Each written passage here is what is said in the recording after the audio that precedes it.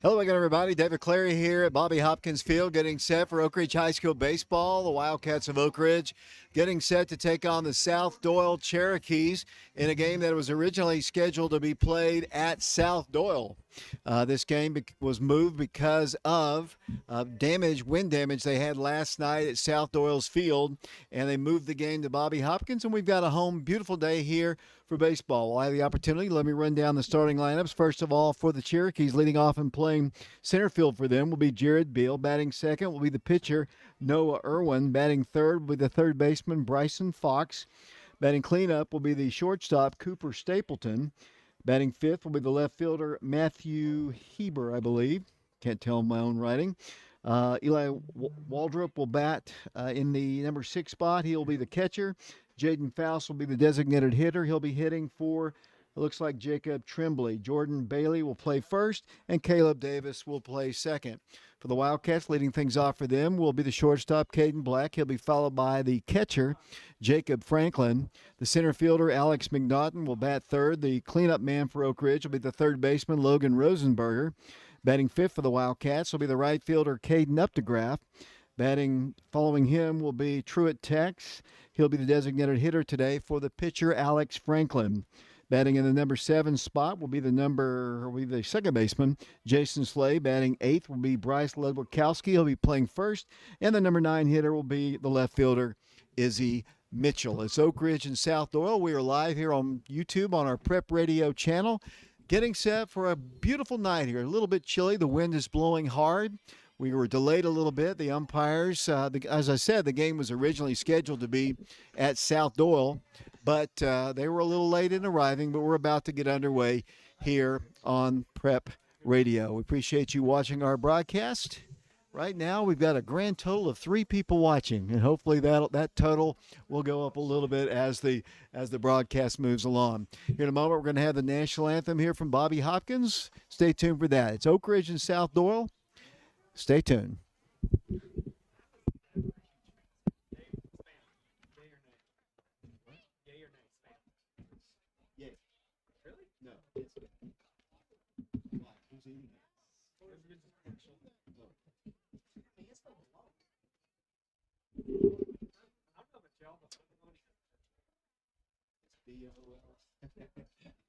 No, OSCAR.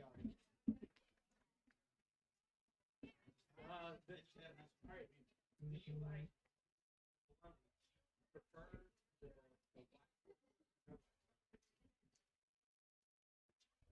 You're doing something. Black strappers? Do you like bologna? Have you ever pulled the meal?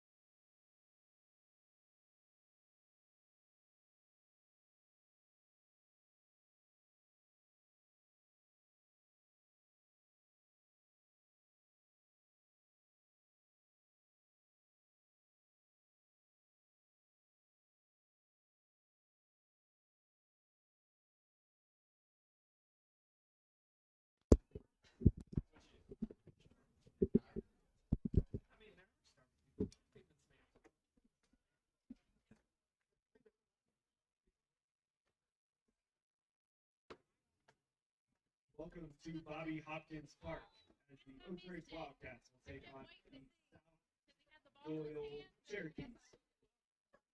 We will run down to the starting lineups for the South Doyle Cherokees.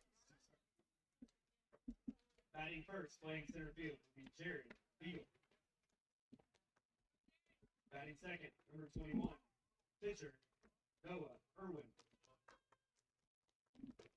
Batting third, number 23, third baseman Bryson Fox. Batting fourth, number 2, shortstop Cooper Stapleton. Batting fifth, number 17, left fielder Matthew Heber. Batting 6, number 13, the catcher, Eli Walton. Batting 7, number 7, the designated hitter, Jaden Faust. Batting 8, the first baseman, number 5, Jordan Bailey. And batting ninth, number 9, second baseman, Caleb Davis.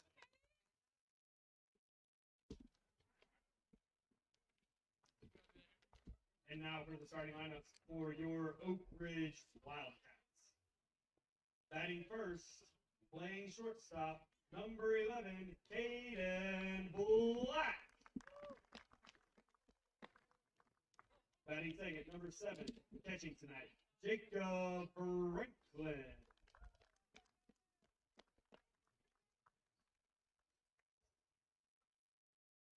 Batting third, number 2, center fielder, Alex McNaughton.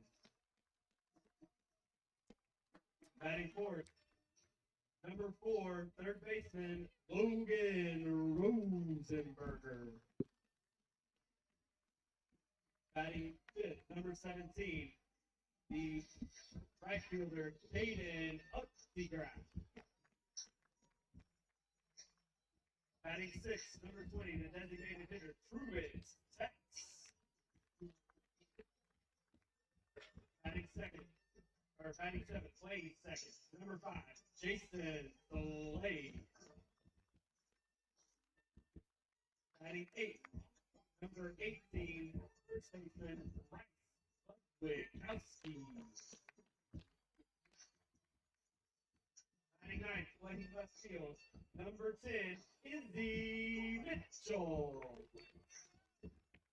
The Wildcats are coached by head coach Travis Freed. We ask that you please stand as we will play the national anthem.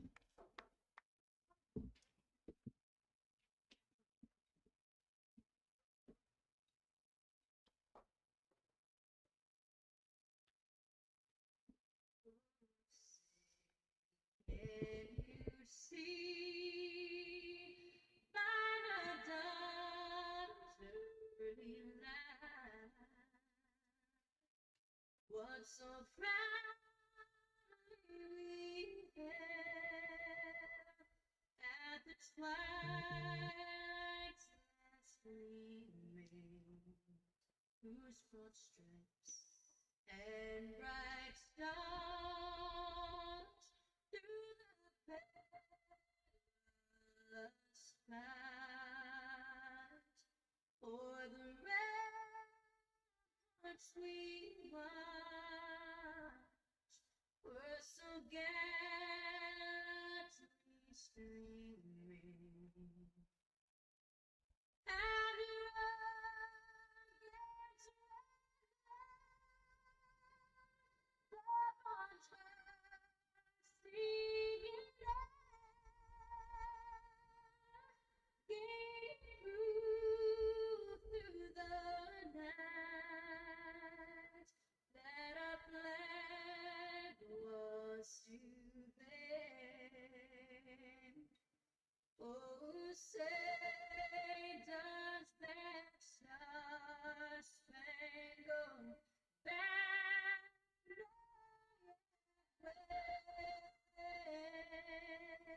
wave o'er the land of the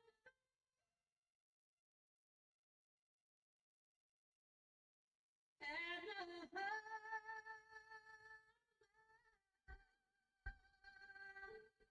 of rain.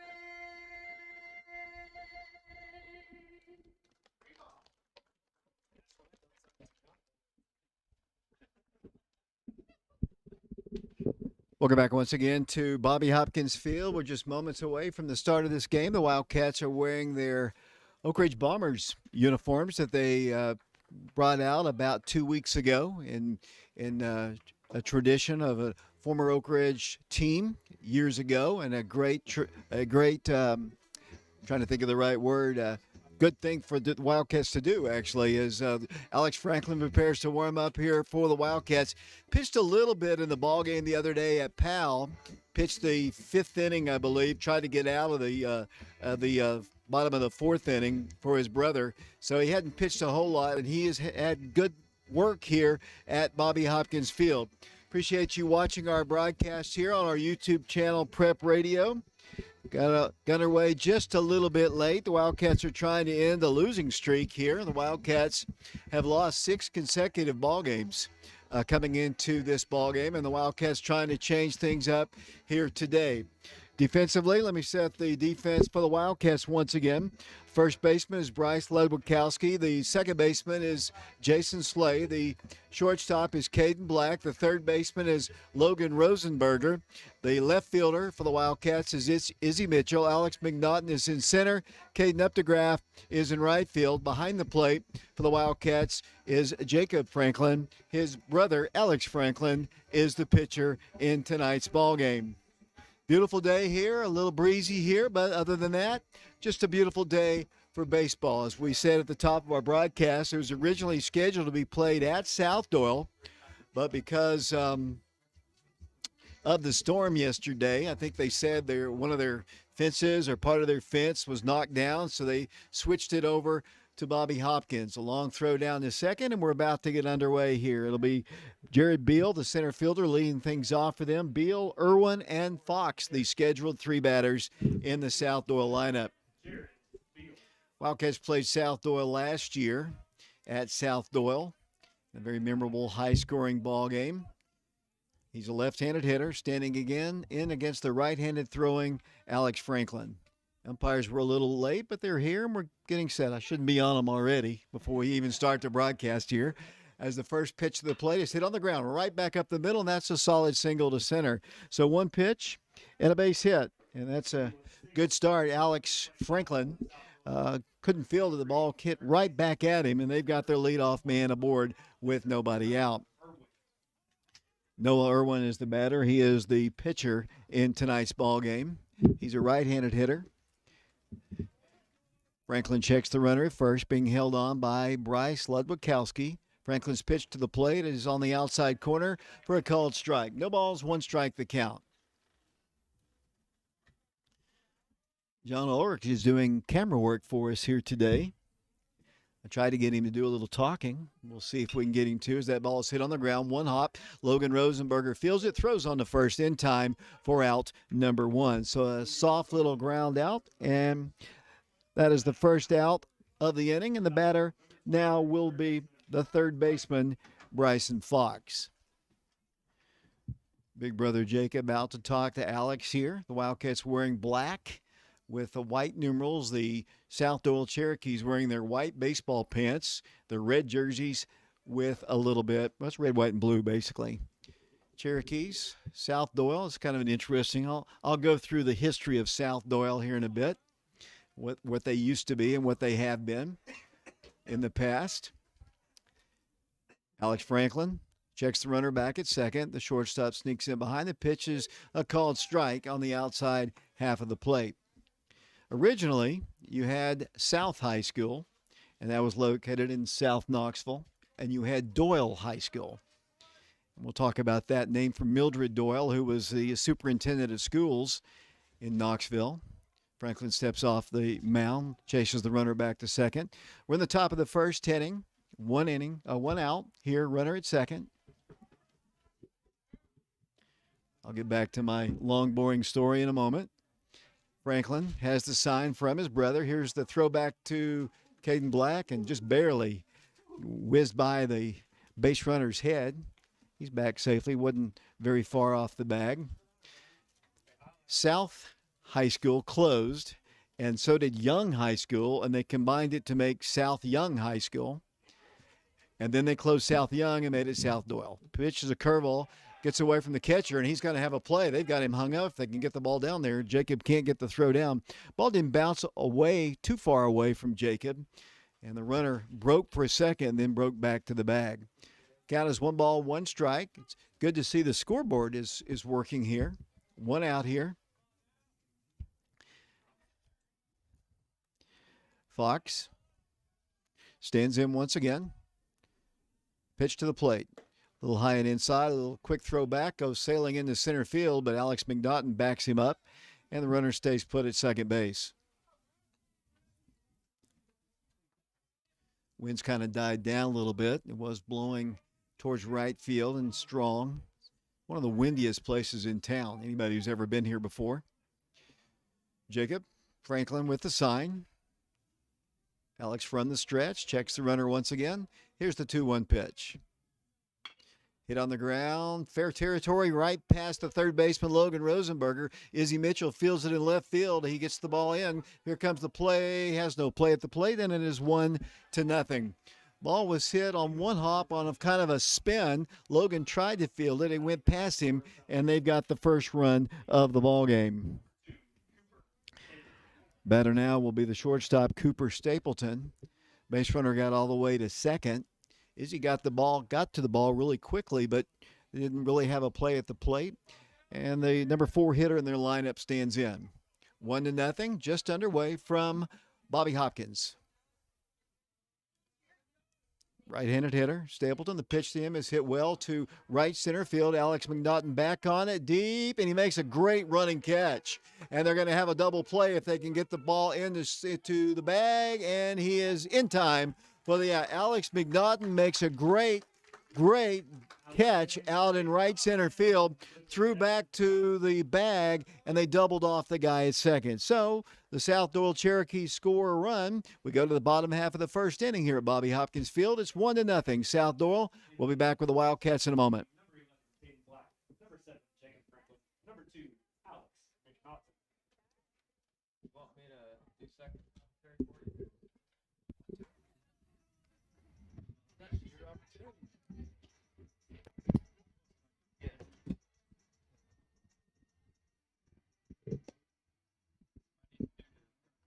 It stays on. It is down top. Can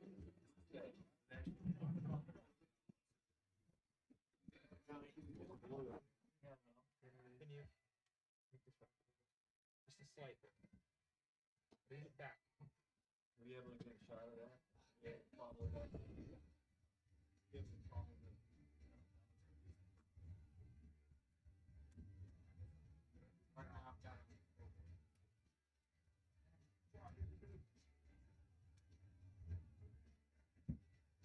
Welcome back once again to Bobby Hopkins on our Prep Radio channel on YouTube.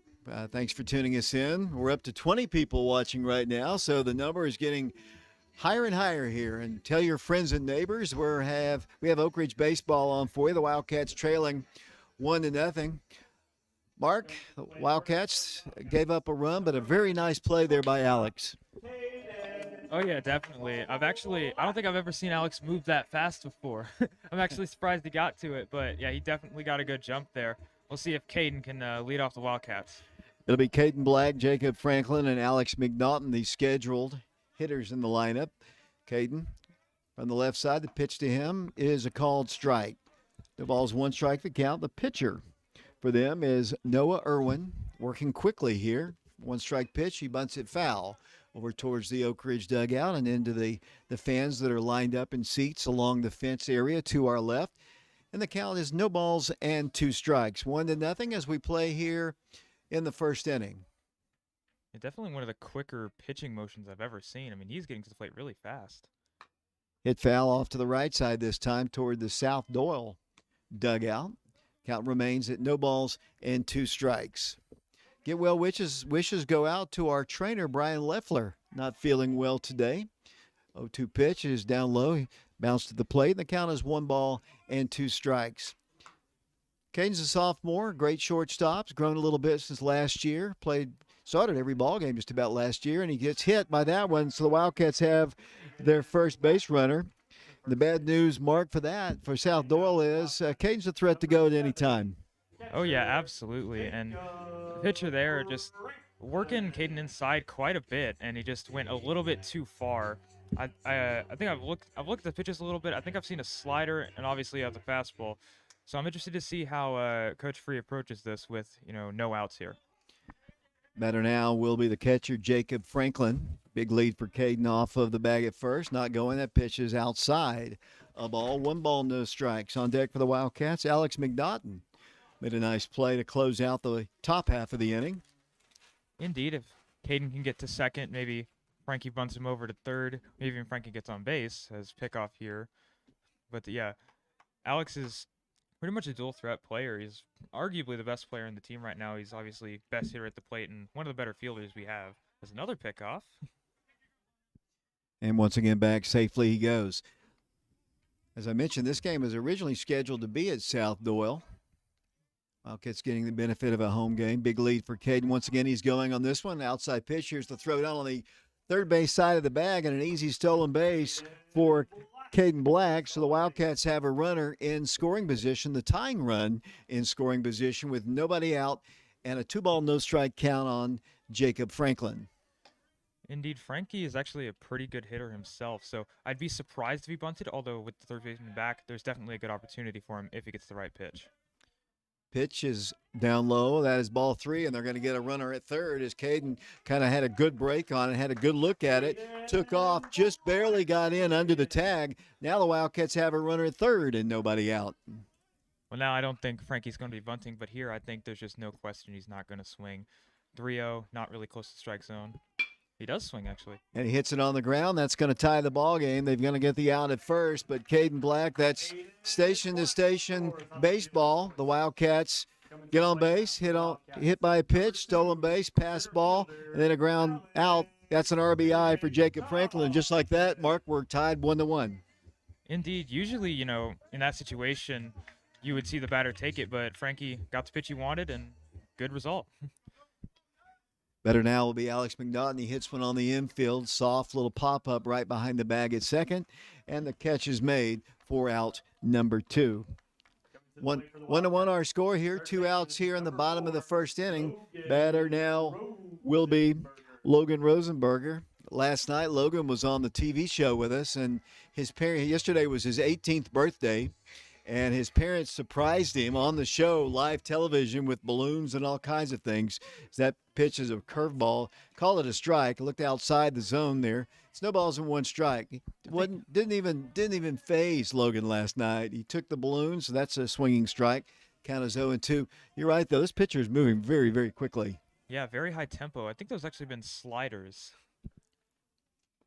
That one bounces about 3 feet in front of the plate. The count is 1 ball and 2 strikes. Indeed, most umpires, at least when I played for Oak Ridge, they do have a pretty far outside strike zone, so not entirely surprised. 1-2 pitch. On the outside corner, that's called strike 3, and that is out number 3. Here in the first, the Wildcats tie the ball game. RBI ground out by Jacob Franklin. We go to the top of the second inning. Wildcats and South Doyle Cherokees tied at 1. We'll be back in a moment.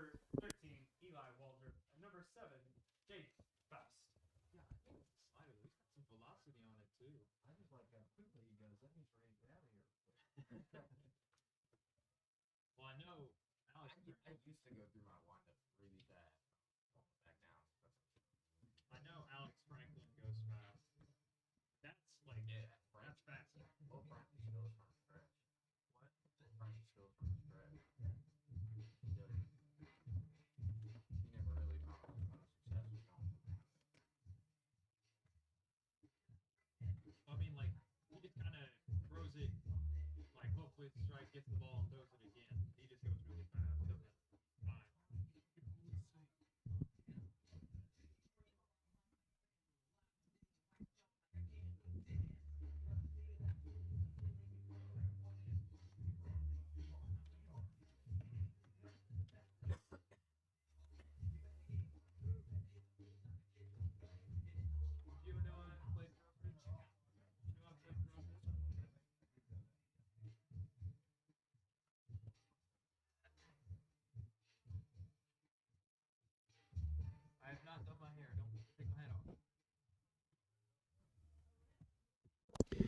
Welcome back once again to Bobby Hopkins Field. Here we go to the second inning.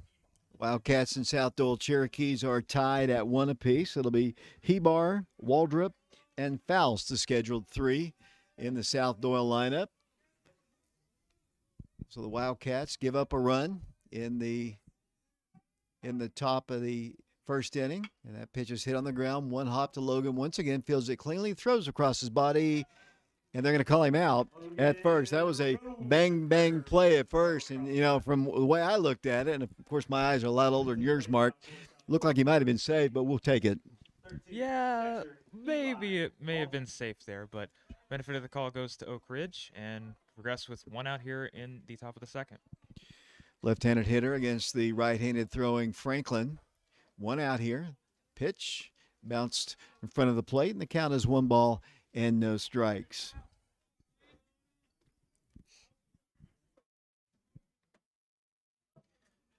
Alex has the sign once again. The 1-0 pitch. Breaking pitch in there for a called strike, and we're even at 1-1. Yeah, something Alex Franklin likes to do is pitch with tempo. Now, the other pitcher's just going straight fast out of the windup, but Alex, once he gets in his rhythm, he just goes really fast. 1-1 pitch is swung on and missed. The count is now 1 ball and 2 strikes. Nobody aboard. One out here in the second inning. Oak Ridge and South Doyle from Bobby Hopkins. The 1-2 pitch. Breaking pitch. That's a called strike, and that is strikeout number 1 for Alex Franklin, and that is out number 2. And the batter will be the catcher, Eli Waldrop. Both pitchers pitching quickly. Yeah, I do know Alex likes to just get in a rhythm, stay in his tempo. And when he's doing that, he's actually one of the better pitchers on the team.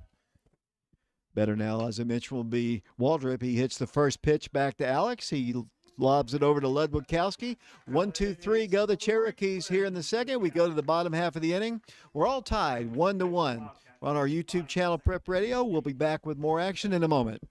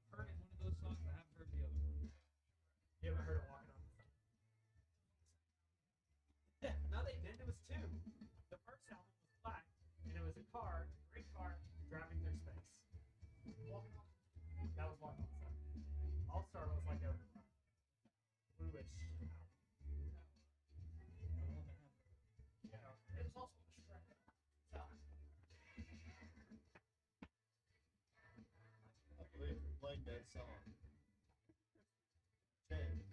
Cannot believe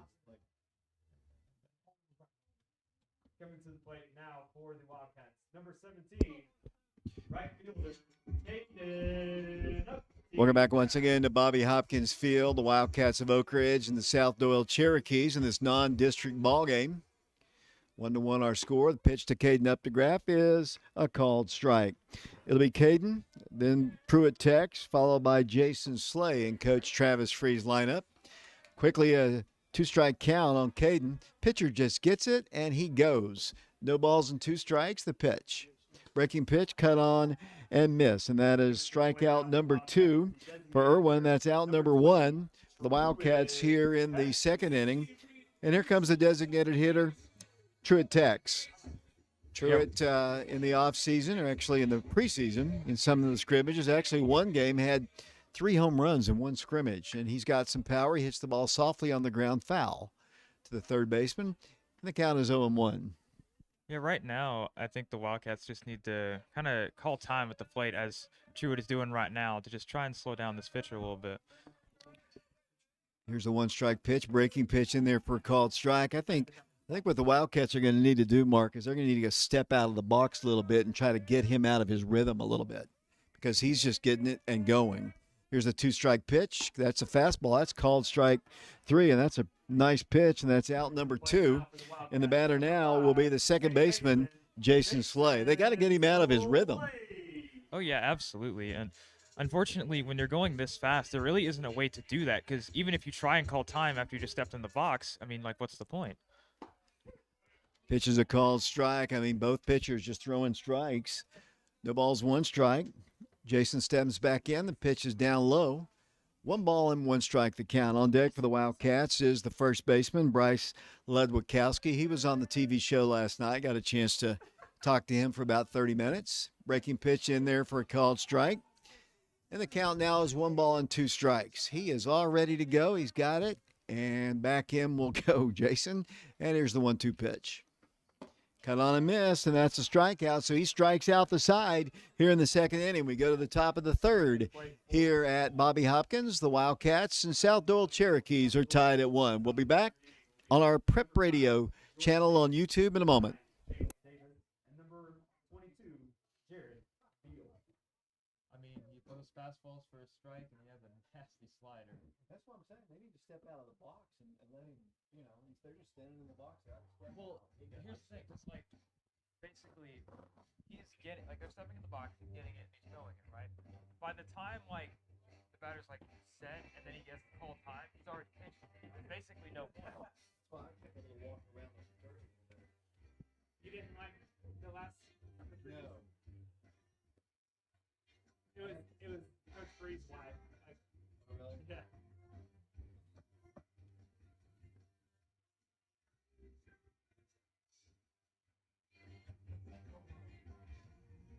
Oh yes, the darkness.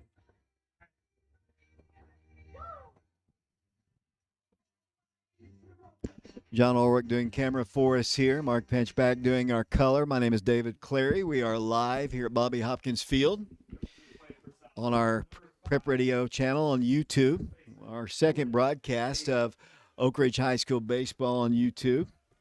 Each and every Wednesday night, though, at 7 o'clock on Channel 12, we have Covering the Bases show, which features the head coach of the Wildcats, Travis Freya. And each week we have two different players. Here's Alex Franklin's first pitch, and that's a cut on and miss. And Alex Franklin ahead in the count.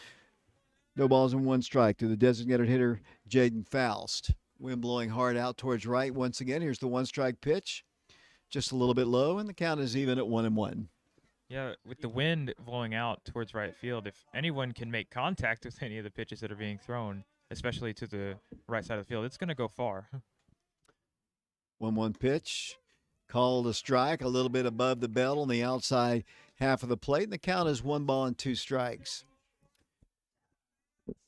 Alex had a really good start a week or so ago, and that breaking pitch is cut on a miss, and that is a strikeout. Franklin with the strikeout. And that is out number 1.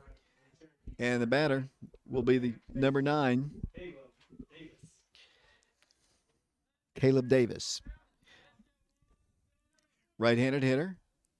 Pitch to him is cut on and missed.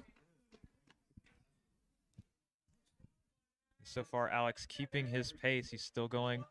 He's obviously slower than the other pitcher, but still pretty fast for baseball standard. Cut on and missed again. No balls and 2 strikes. The other day, I guess I'm trying to think, it was the Central ball game. I think the game took a total of 90 minutes. This one might be even quicker than this one. That one, there's a breaking pitch hit on the ground. Rosenberger feels it right even with the bag. Throws on to Ledwikowski, and he tags the man out for out number 2. So the throw wasn't perfect, but Bryce made a nice play on it, and he tags him out. Indeed, that was a smart play by Bryce. And usually Logan doesn't, throw it to that side of the bag, but good heads-up play to make sure that Bryce could tag the runner. Back to the top of the order we go to Jacob Beal. He scored their lone run back in the first inning. Reached base safely, came around to score.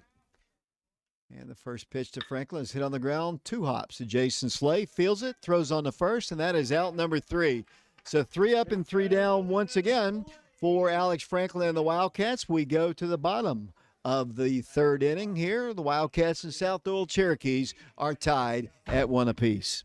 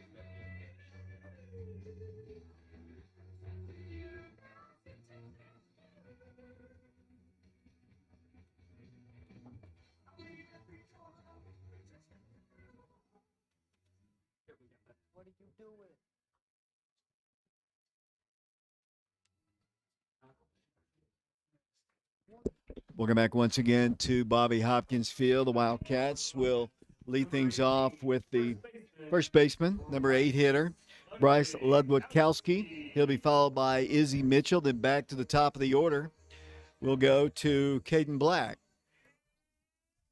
First pitch is bounced in front of the plate. 1 ball and no strikes. I'm really interested to see how this pitcher reacts after that because most of his first pitches have been strikes. How does he respond after a spiked ball? Here's the 1-0 pitch, cut on and missed, and the count is even at 1 ball and 1 strike. Nobody on, nobody out here. Wildcats batting in the third in a 1-1 ball game here from Bobby Hopkins. That pitch is way outside. 2 balls and 1 strikes. One of the rare 2-1 counts he's had. Yeah, I think it's the first. I don't want to say the first time, but it's like I believe it is that Oak Ridge hitter has actually gotten a favorable count against him. Actually, besides like 1 walk, I think this is it. 2-1 pitch is outside and low. Count is now 3 balls and 1 strike. Yeah, the best count before this was actually Frankie on 3-0 when he drove in Caden from third. So Bryce has to take advantage of this. 3-1 pitch, hit foul over towards the on-deck area. And the count is full now, 3 balls and 2 strikes. Guys, we're up to 30 people watching right now. It's pandemonium up here at the Bobby Hopkins. Here's the 3-2 pitch, hit foul once again over the top of the press box to our right. And the count remains full at 3 balls and 2 strikes. A little bit different from our football and basketball broadcast where we're usually sitting at around 1,000, but we didn't really advertise this much as the 3-2 pitch is a breaking pitch in there for called strike 3. And that is out number 1 here in the third inning. And the number 9 hitter, the left fielder, Izzy Mitchell, stands in for the Wildcats. Yeah, if I had the chance, I was literally about to say he's probably going to throw that slider in just as he did to get the strikeout. 5th strikeout for Irwin in the ball game. Izzy takes the ball to start things off. 1 ball and no strikes. Kind of a chilly night here, wind blowing. 1-0 pitch hit in the air, left field, foul. Just beyond the third baseman. And the count is even at 1 ball and 1 strike. Yeah, the sun's coming into effect now as you saw Irwin kind of holding his hand over his face, which means fielding anything on the right side of the field is going to be a little bit tougher, especially if it's in the air. No Irwin back in. Pitch, squared to bunt. Pitch was way outside. They asked for help. He didn't go. Oh, they said he did go. There is no way in the world. Wow. And the count is going to be 1 ball and 2 strikes. Well, I'm going to be nice here. 1 ball, 2 strikes. Pitch, breaking pitch, cut on and miss, and that is a strikeout, and that is out number 2. And that is strikeout number 6 for Noah Irwin.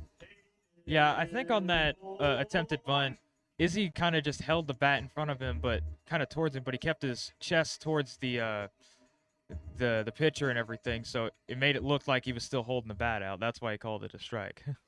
Back to the top of the order we go to Caden Black. He was hit by a pitch. Pitch is a ball. 1 ball, no strikes. Came around to score the Wildcats' only run on the Jacob Franklin RBI ground out. 1-0 pitch, hit on the ground. Second baseman, he feels it. Throws on the first, bang, bang play, but they call him out, and that is out number 3. So 3 up and 3 down for the Wildcats. We go to the top of the 4th here at Bobby Hopkins. We're all tied at 1. Yeah,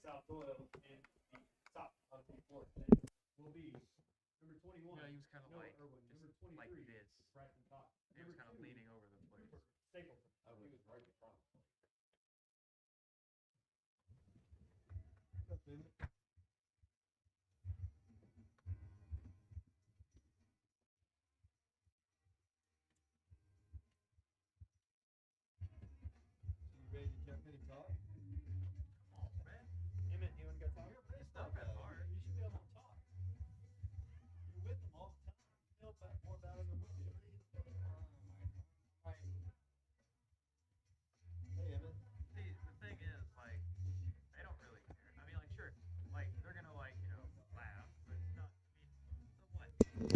Back here at Bobby Hopkins Field, we've got Emmett Branson here. Emmett, you enjoying the ball game? Yes.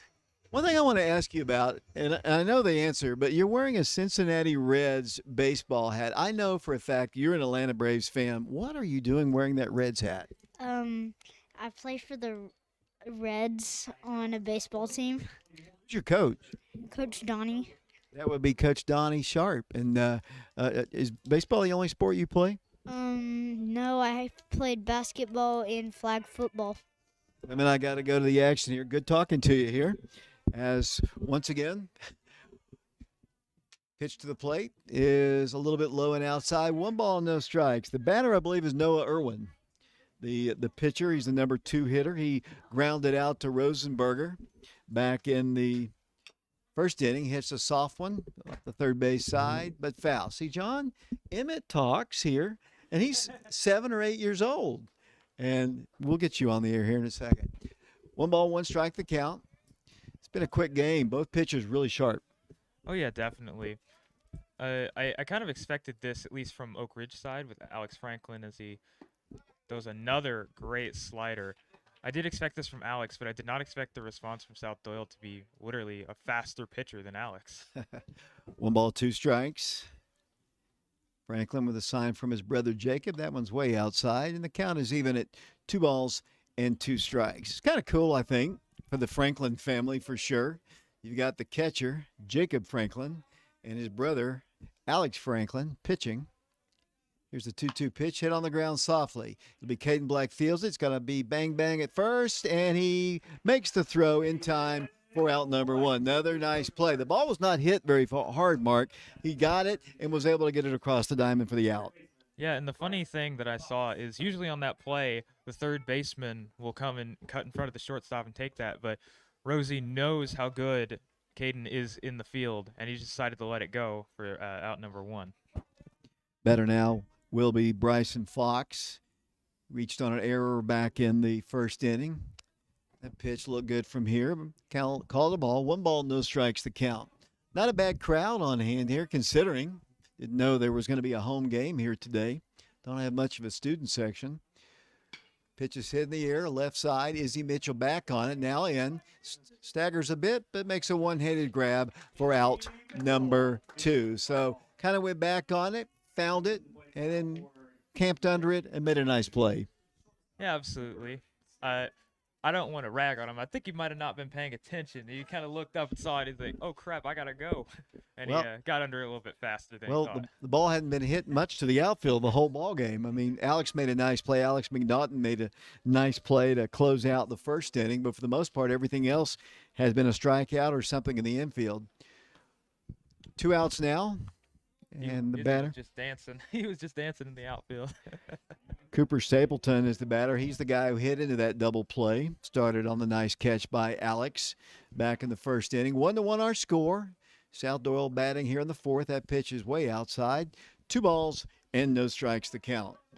Yeah, I do want to say Cooper, just from like look standpoint and confidence, I guess projection standpoint, he looks like not even a doubt the best player on their team. 2-0 count here. He's got to get his pitch if he wants to get a hit here. Back in he goes, 2-0 pitch, outside, ball 3. First 3-0 count for Alex Franklin, the Wildcats, sophomore hurler, right-hander. Here's the 3-0 pitch. That one might have grazed him, but either way, down the first will be a 2-out base runner, and that'll be Cooper Stapleton. I think it kind of makes sense, obviously. The best player, at least from looks. And I don't think he meant to throw it up and in. And it just unfortunately left his hand a little bit wild. But we'll see if they can do anything with this base runner. Matthew Hebar, the batter. He grounded out to Logan Rosenberger back in the second inning. Short lead at first. 1-1 our score. The pitch bounced to the play and bounces all the way back to the screen. And they'll have a runner, the go-ahead run in scoring position with 2 outs here in the 4th inning. Yeah, we're going to have a mound visit here. Alex has kind of just lost his control a little bit. So hopefully, I forget which coach that is. It's not Dove. It's not Free. Eldridge, yeah. Hopefully Eldridge can calm him down a little bit. Let's talk to John here real quick here. He's the new pitching coach. What kind of a pitching coach is he? What does he like to do? What does he like to say? One of his biggest things when he comes out to visit you, specifically me, is just you got to make sure you're driving off your back leg and make sure you really sink into it. Otherwise, you're just throwing with 100% of your arm, which is really bad for your arm, your shoulder, your elbow. Just leads to bad injuries. 1 ball, no strikes. Good insight there, John. 1 ball, no strikes to count. That one's called a strike on the outside half of the plate at the belt. And the count is even at 1 ball and 1 strike. Yeah, this zone I feel is getting a little bit wider by the inning. Runner at second, 2 outs. 1 ball, 1 strike. And the pitch. Hit on the ground. Jason Slay on 5 hops, fields it, throws on to Ludwikowski in time for out number 3. They get a base runner to second, but they leave him stranded. We go to the bottom half of the 4th inning. The Wildcats and South Doyle Cherokees are tied at 1 apiece. We'll be back to Bobby Hopkins on our Prep Radio channel on YouTube in a moment.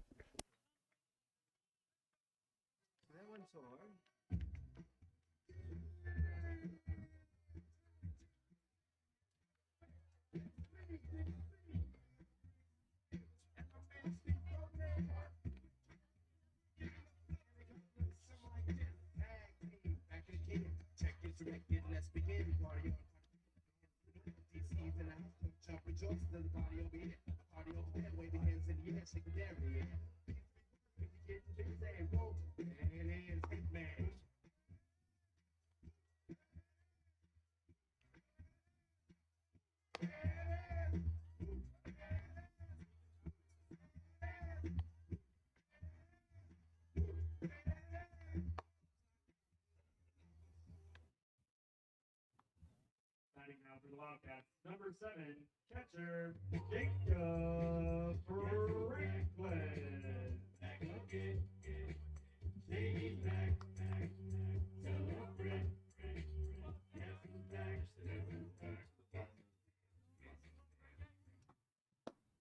Welcome back once again to Bobby Hopkins Field. It'll be Jacob Franklin, Alex McNaughton, and Logan Rosenberger. Scheduled hitters in Coach Free's lineup, and Jacob takes a strike there. And the count is no balls and 1 strike.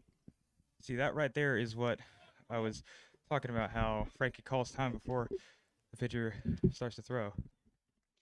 Breaking pitch in there for a called strike. And Jacob behind in the count, no balls and 2 strikes. 1 ball. Okay, sorry. 1 ball, 1 strike. And the pitch is hit foul back to the screen. Jacob had an RBI ground out back in the 1st inning, accounting for the Wildcats' only run here. 1 ball, 2 strikes. The pitch. Breaking pitch hit foul off to the right side. I'm the oldest person probably in the booth right here. When I played baseball at Oak Ridge High School, the whole place was surrounded by woods. There was not, you hit the ball into the outfield over the fence, it went into the woods. There was not a city service building there. Behind the press box area here, nothing but woods. It was just right out here in the middle of nothing. 2-2 pitch, cut on a miss, and that's a strikeout. And Noah Irwin, he's dealing here today here from Bobby Hopkins. Yeah, he's got that slider going really well today, and the Wildcats just can't really find out a way to hit it. That is his 7th strikeout of the ball game. Alex McNaughton, the batter here. He swung at the first pitch and popped it up in the infield back in the 1st inning. He takes a strike. No balls and 1 strike. Breaking pitch in there for a called strike. We are in the bottom of the 4th inning here at Bobby Hopkins. And the pitch hit on the ground, 3rd base side. Nice funny hop. Going to have a bang play, and he's not going to get him. Ball took a funny hop at 3rd. He came up with it, kind of tossed it to himself and about a foot off the glove, and that was just enough for Alex to get down to 1st. And I think he might have beaten it out anyway. Yeah, the infield is still tough if I remember it as it was back when I used to play. But also I think something Alex did that was kind of intelligent was instead of backing out of the box and taking a break, he just pretty much immediately went right back into his stance. So he was fully ready for that pitch. Here's Logan Rosenberger. He struck out looking back in the 1st inning. He takes one outside the strike zone. 1 ball and no strikes. Mark's doing double duty here. He's talking on the air with me. He's also doing the scoreboard here as well. Scoreboard's working pretty much. Quick throw over to first, and Alex McNaughton is back. Wildcats are kind of an odd team this year. Some games they'll get some great pitching and they can't get a lot of hitting. Some days they don't get a lot of great pitching and they score a lot of runs. And here comes the runner trying to steal, the throw down, rolls into center field. Alex McNaughton has a stolen base, and on the error, he'll advance down to third. So the Wildcats have a runner at third with one out. Yeah, and the throw was kind of in the way of the base path there. So Alex just kind of had to slow down a little bit. I do want to say their second baseman, ever since warm-ups, has kind of looked a little lost out there at second. And on that play, it will obviously hurt the Cherokee. Breaking pitch outside. And the count now is at 3 balls and no strikes. We're in the same situation when it was Caden at third and Frankie at the plate. So I wonder if Rosie's going to swing or take a walk here. Here's the pitch to him. Got a fastball right that time. Might have been one he could have swung at, but he took it for a strike. And the count is 3 balls and 1 strike. But you're right, it was 3-0. So make him throw a strike. That one's outside, and that should be ball 4. So the Wildcats have something going here in the 4th inning. They have runners on the corners, and the batter will be Caden Updegraff.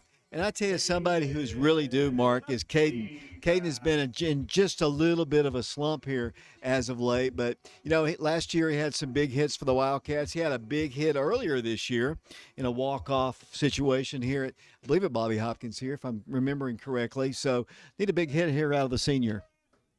Yeah, we do need a big hit here. Important thing to note, double play is in effect. Bunt? Takes a strike, does Updegraff.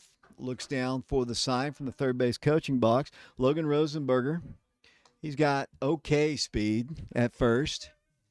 Alex McNaughton, the base runner, at third for the Wildcats. We're in a 1-1 ball game. The pitch, oh boy, he's called that most of the game. It's a little bit low, I guess, and the count is 1 ball and 1 strike. Yeah, just a little bit lower than what he's usually calling. So good take there by Caden. 1 ball, 1 strike, the count. Here's the bunt. It's going to be caught, and they have a double play. Tough play for the Wildcats there. The bunt was too hard. If it gets past the pitcher there, you know, he might even have a hit, but it was caught by the pitcher, and the runner at first, Logan Rosenberger, was just a little bit too far off the bag, and he is doubled off. So a tough play there for the Wildcats. Yeah, unfortunate. Just need to try to get on top of that ball and hit it into the ground, not in the air. That is out number 3. We go to the top of the 5th inning here at Bobby Hopkins Field. We remain tied 1 apiece. We'll be back in a moment. Up to 41 people now. 41 people watching. I think that's the most of ever been live with. Is their family watching? I doubt they know what's going on. Probably only family members watching. My dad's probably sitting in his room right now because he's really tired from work. I don't know what my mom's doing.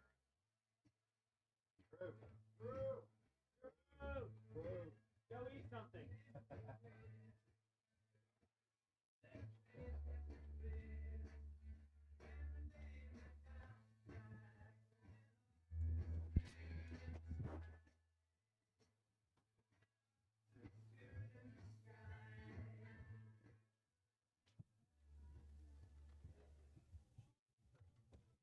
Now for the Cherokee, number 13, Eli Walter.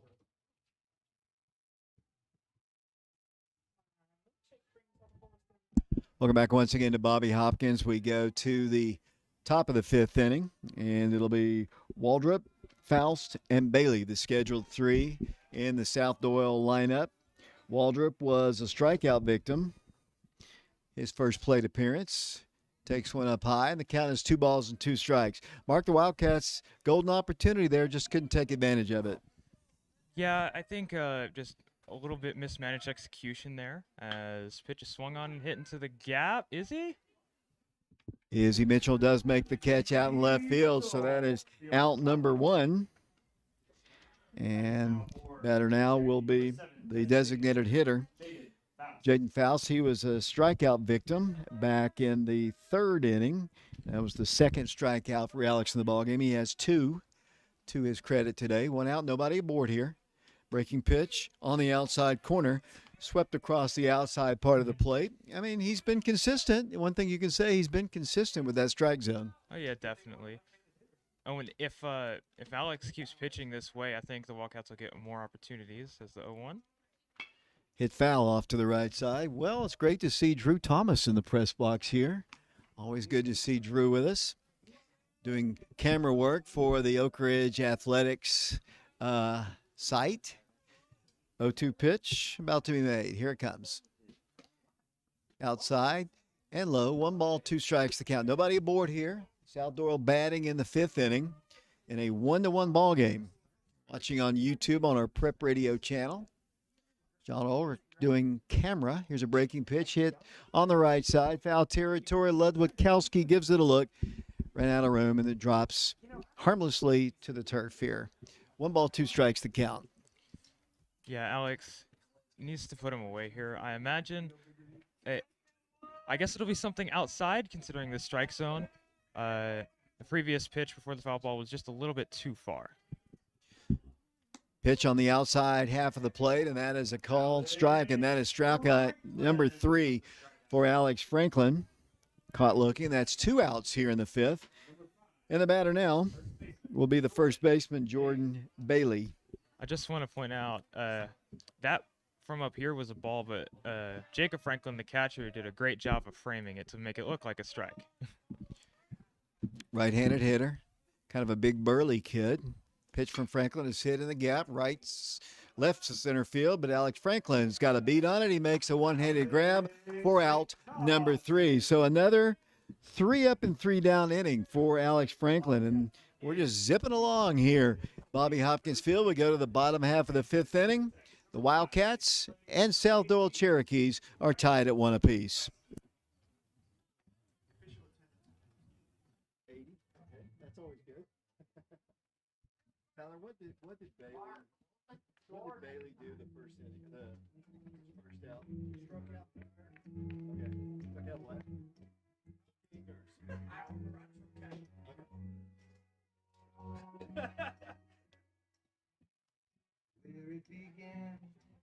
You were dead.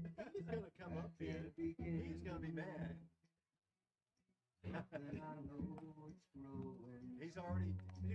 It's gonna be to me though. No, it's gonna be to me. In the spring, and spring became the summer. Does he text you? I believed you.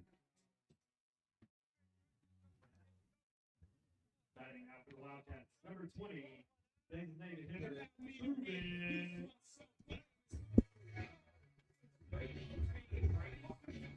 Welcome back once again to Bobby Hopkins Field. We go to the bottom half of the 5th inning here. It'll be Truett Tex, the designated hitter, then Jason Slay, then Bryce Ludwikowski. There's a breaking pitch in there for a called strike. No balls, 1 strikes. Nobody on, nobody out here. The Wildcats batting in the 5th. Irwin throws another strike, this time a fastball at the knees, and the count is 0-2. Truett struck out looking the first time, swings and hits it foul back to the screen. Behind in the count, no balls and 2 strikes. Kind of surprised, James, unless Coach Gaddis just texts you. Anybody who knows Coach Joe Gaddis, athletic director at Oak Ridge, former football coach, he's a diehard Yankee fan as that pitch is down low. And he hates the Boston Red Sox, as any Yankee fan would. James just played a Boston Red Sox 7th inning song, as that's another strikeout for Noah Irwin, this time swinging. That's the second time that Truett has gone down. And the batter now will be the second baseman, Jason Slay.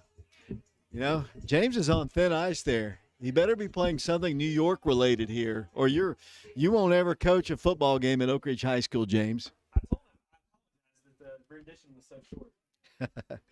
Did he respond? Not yet. Jason Slay stands in. He hits one foul off to the right side. He's behind in the count, no balls and 2 strikes. He was a strikeout victim back in the 2nd inning. We're in the 5th inning. Wildcats and South Doyle Cherokees. That ball is hit in the air, right side. Right fielder under it. Doesn't have to move much. He makes the grab for out number 2. Coming to the plate now So for the 2 up and Wildcats. 2 down Number 18, for first the baseman, Wildcats, and the batter will be the first baseman, Bryce Lebowkowski.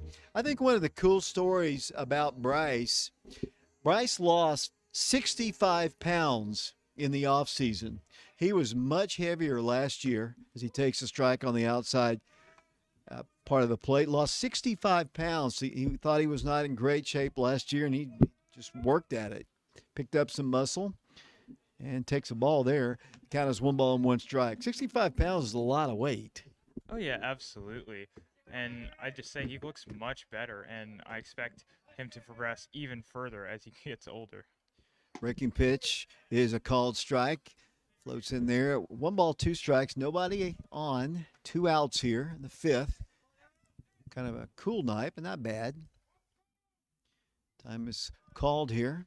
Guys, we're up to 45 people watching us now. 45 people on our YouTube channel, Prep Radio. The word must be getting out as that ball is hit foul. We got the official attendance a moment ago. 80 people here at Bobby Hopkins Field.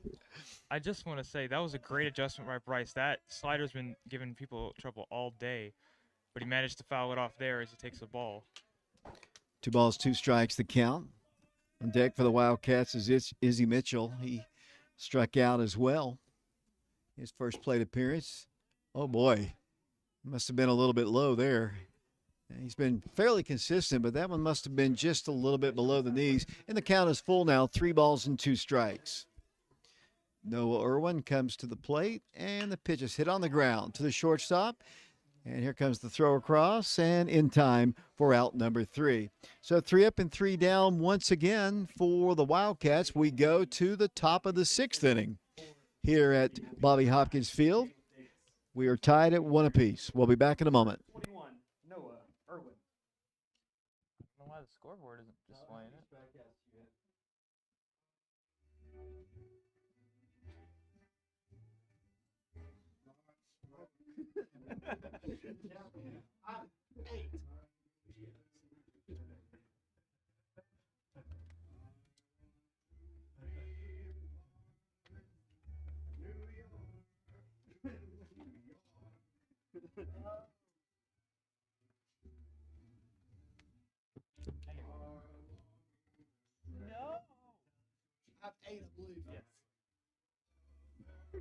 Whether or not I'm doing this right or not, I don't know. I have my own short. Yeah.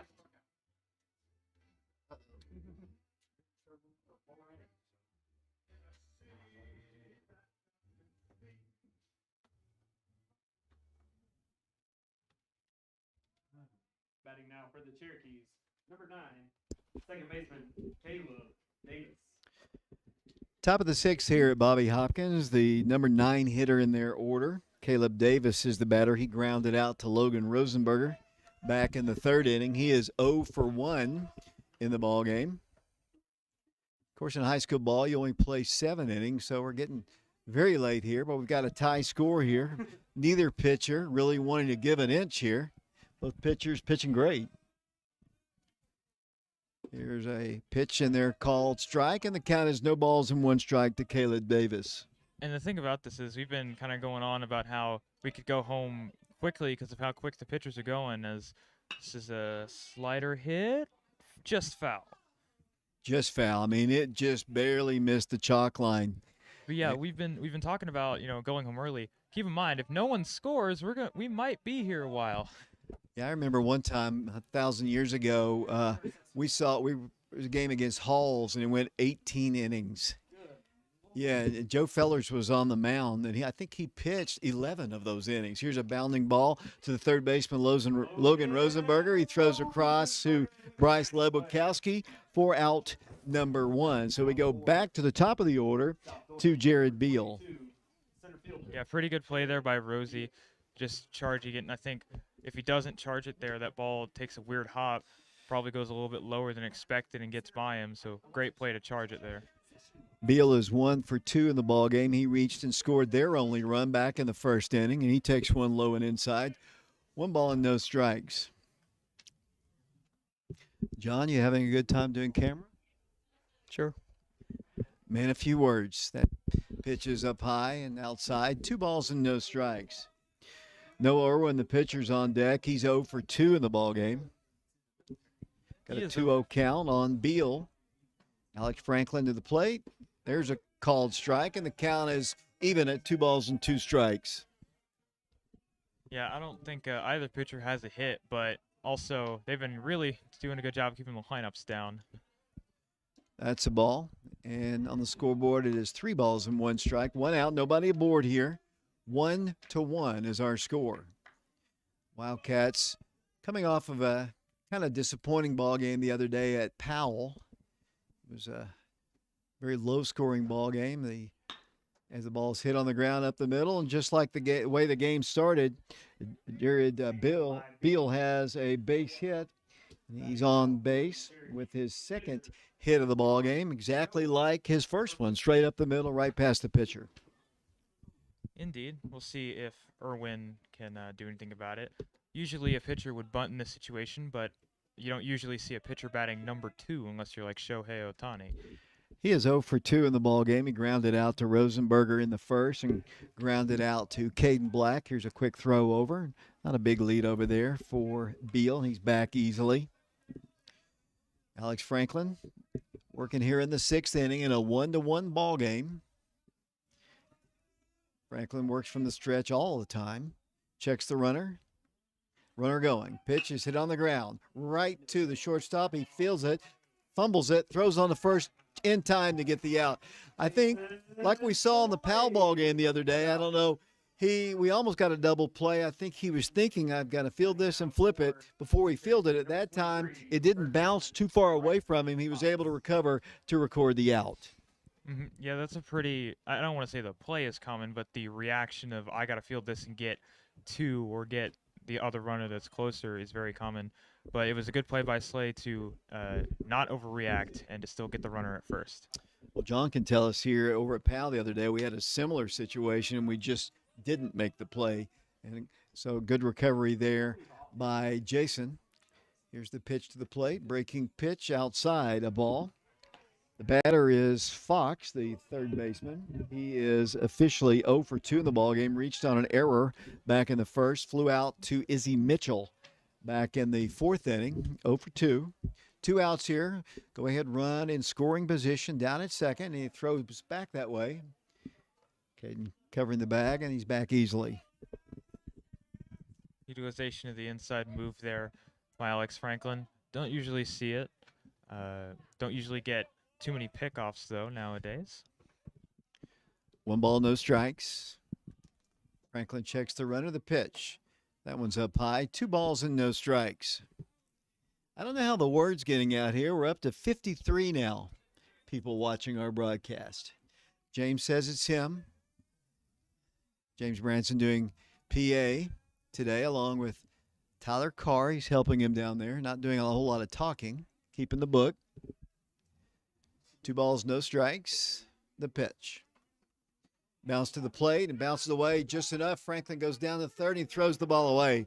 And that's going to score the go-ahead run. That's a tough way for them to get the go-ahead run in. Ball bounced away a little bit from Jacob. He kind of sidearmed it, and that's kind of the way he pitches anyway, down to the third baseman, and it went wide of the bag, rolled into the outfield, and they have the go-ahead run across. It's 2-1 now, South Doyle. Yeah, just kind of quickly sidearmed it.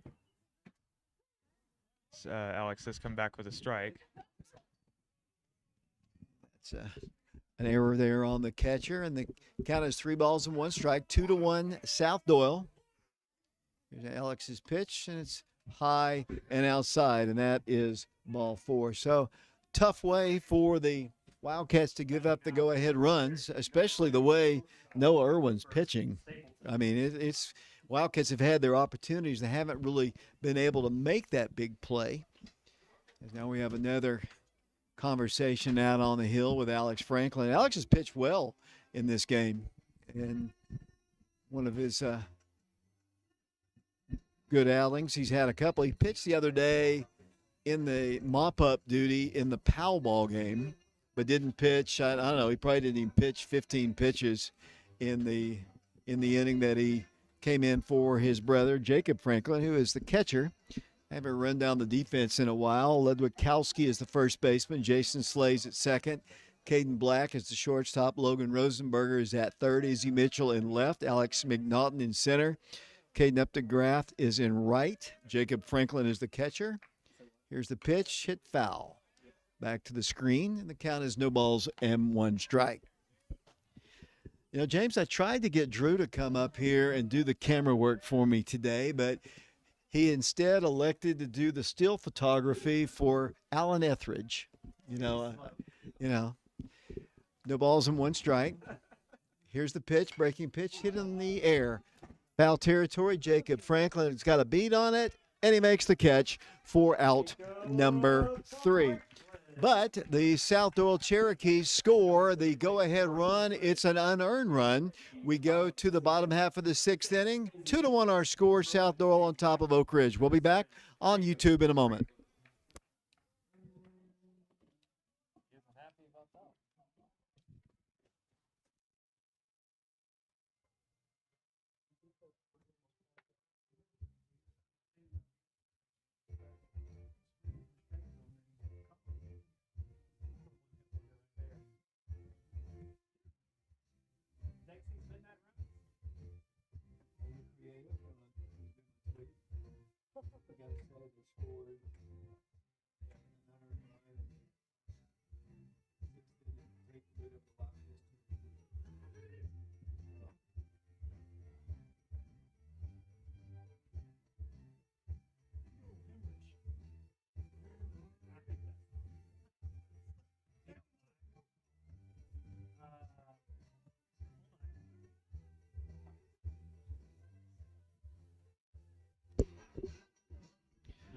David Clary back here along with Mark Pinchback. John Ulrich doing camera work for us here.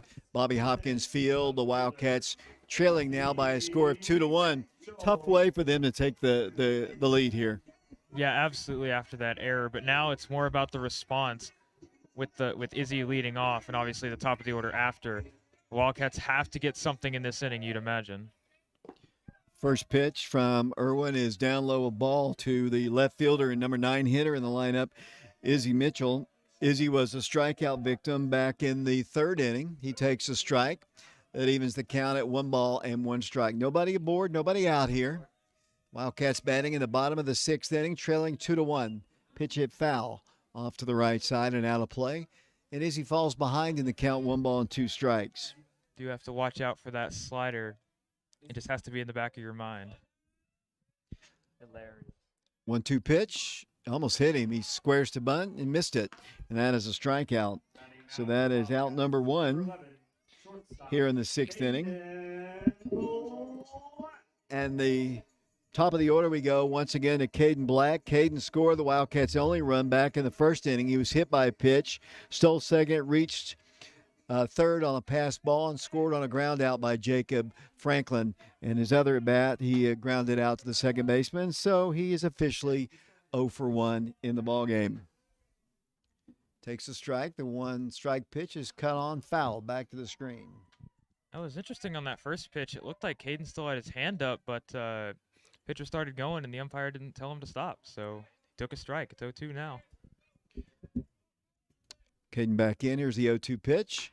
Hit on the ground, third base side, and foul. And the count remains at 0-2.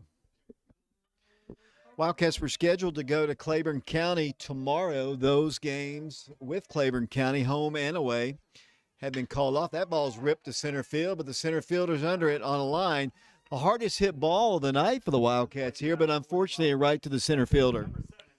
Yeah, but still, I think that has to be a slight confidence booster for the Wildcats because they haven't been getting contact at all, much less hard contact off of the pitcher.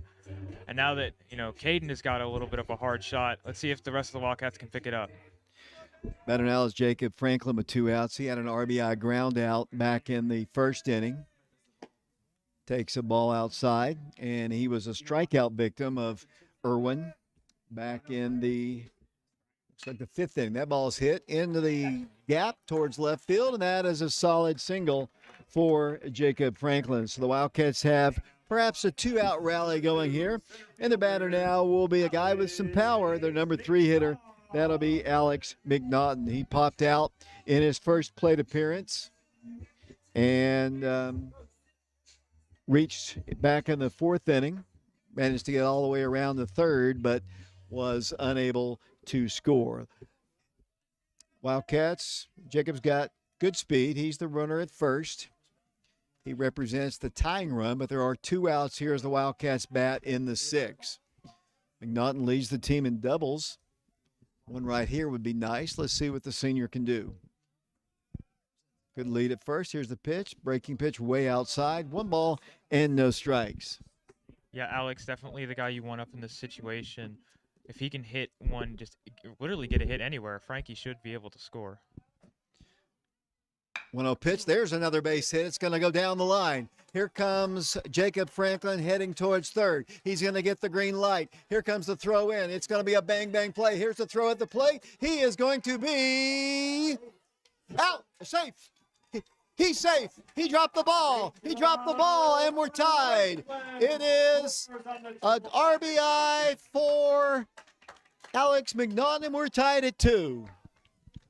I bet you if we had camera replay, there would be a replay. But, man, great hustle.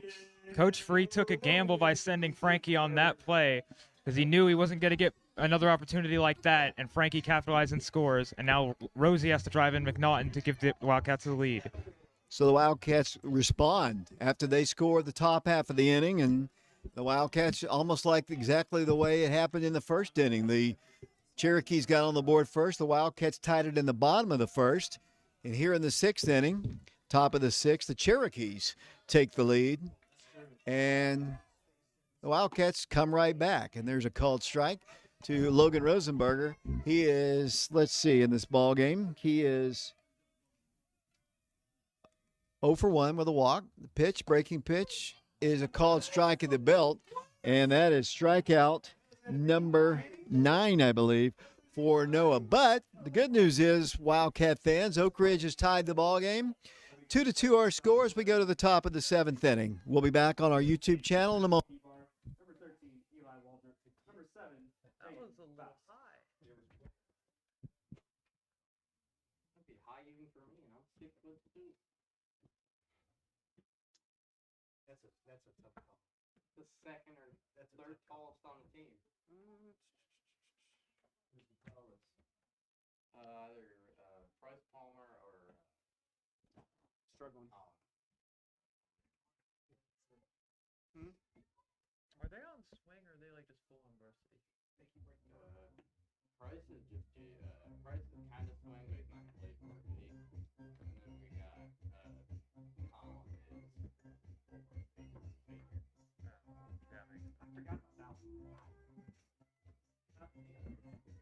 forgot about that one. Ooh, Rosie's been angry. Yeah. You can have it if you want. Stop kicking my chair. Yeah. Stop hitting my chair.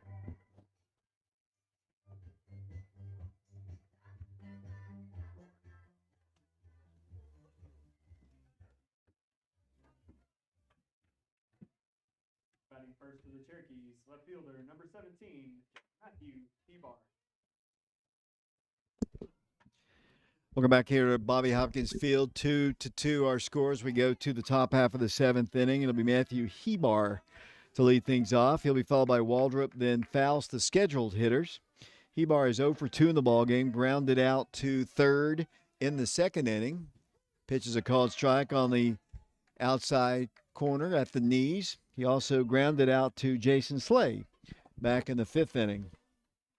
Behind in the count, no balls and 1 strike. Breaking pitch hit on 1 hop. No, it's going to be caught on the line by the shortstop, Caden Black. A soft line drive right there, Mark. And then I thought it was going to bounce, but Caden made a nice catch, and it's out number 1. Yeah, I knew he was going to get to it. I just didn't know if he was going to dive or like actually just get to the spot, and it turns out he got to the spot. But a good start here for Franklin in the top of the 7th. Better now will be Waldrop. He is the catcher for them.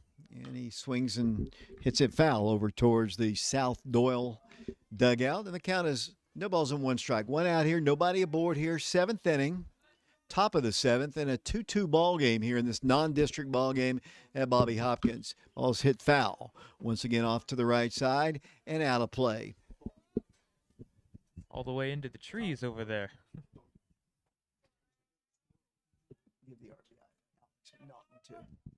No balls, 2 strikes. The pitch hit in the air, softly, center field. Alex McNaughton under it, makes the catch for out number 2. So 2 up and 2 down here in the 7th, and the batter now will be Jaden Faust. For the Cherokee, number 7, designated hitter, Jaden Faust.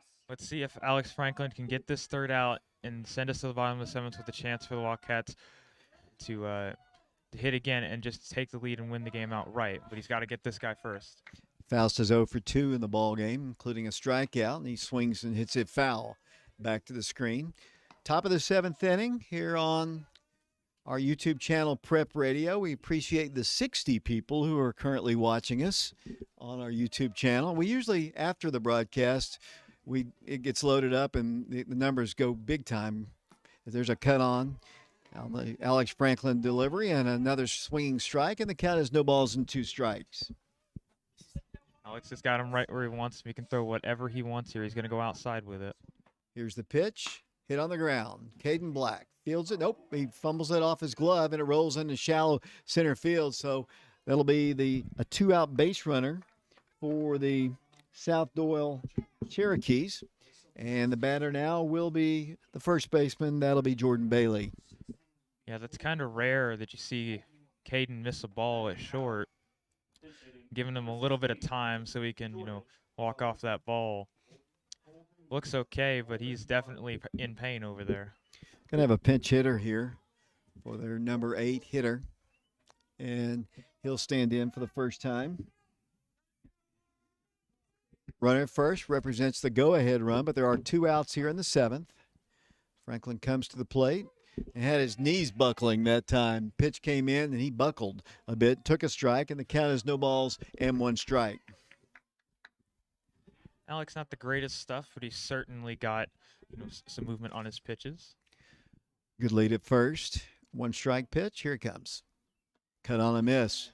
Weekly swung on that time by the pinch hitter, and the count is no balls and 2 strikes. Alex trying to close out this one. I'll let the error affect him. Here's the 0-2 pitch.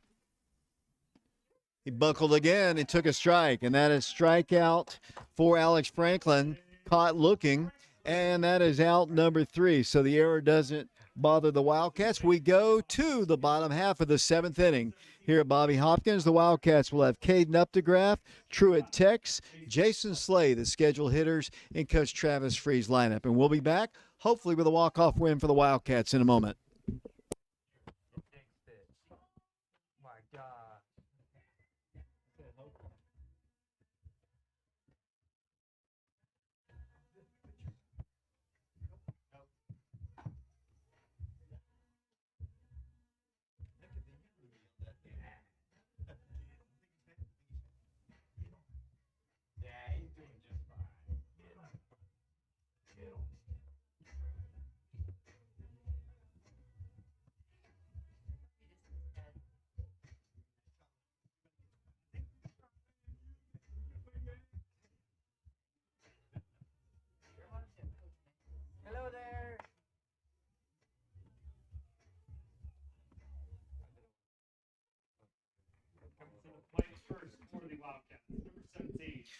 Welcome back once again to Bobby Hopkins. The lights have been turned on here, starting to get a little bit dark here. The Wildcats will lead things off with Caden Updegraff. Caden was a strikeout victim back in the 2nd, hitting that double play back in the 4th inning. He takes a pitch, a little low and inside, and he's ahead in the count, 1 ball and no strikes. Cut on and fouled back to the screen, and the count is even now, 1-1. The ball goes bounding back. The umpire retrieves it himself, puts it in his ball bag on the right side of his hip, and back behind the plate he goes. Caden 1-1 pitch, hit on the ground. 3rd base side, he fumbles that. Caden Updegraff's going to reach base safely. So the winning run is at first base. The ball was hit hard by Caden, and the Wildcats have their leadoff man aboard. Yeah, just once again, the infield causing problems for the third baseman. And now, huge at-bat here for Truitt. He needs to avoid the double play. Batter now will be Truitt Tex, the designated hitter. He has kind of had a tough one so far. He's 0 for 2 in the ball game. Struck out looking and struck out swinging in this one, but he can all for nothing if he can make a big play right here. Here's a quick throw, and Caden's off the bag, and he just barely got back to the bag. He had taken a big lead off of first, and the pitch was an outside pitch anyway, and it called for a strike, and nice throw down there, and Caden just almost got picked off of first, and once again he draws another throw. Yeah, that's the danger of bunting, really showing bunt very early. If you don't go after it, your runner is kind of out to dry. You know, Truitt's kind of more of a power kind of guy. I don't know how many times he's been called on to bunt before. John says first time, and I believe it. No balls, one strike. The pitch is a called strike, and that pitch was a good foot outside the plate. I mean, we have a good view from our camera angle. That was a good foot outside the plate. Yeah, umpires usually have outside, but not that outside. No balls and 2 strikes, cut on and missed, and that is a strikeout. So, For the Wildcats, number Truitt 5, second baseman, 0 for 3 in the ball game. That is out number 1. We still have the runner at first there, and the batter now will be Jason Slade. No, crazy. Jason in the ball game. Let's see. He struck out back in the first inning, lined out to right back in the 5th inning. Caden Updegraff draws the throw once again. Caden just getting a very short lead off of first. He represents the winning run. The pitch is hit foul. Back to the screen. All these pickoffs reminds me of a story back when I was a freshman before I got there. I forget who they were playing, but basically they picked off when the runner was standing on first. Oh, really?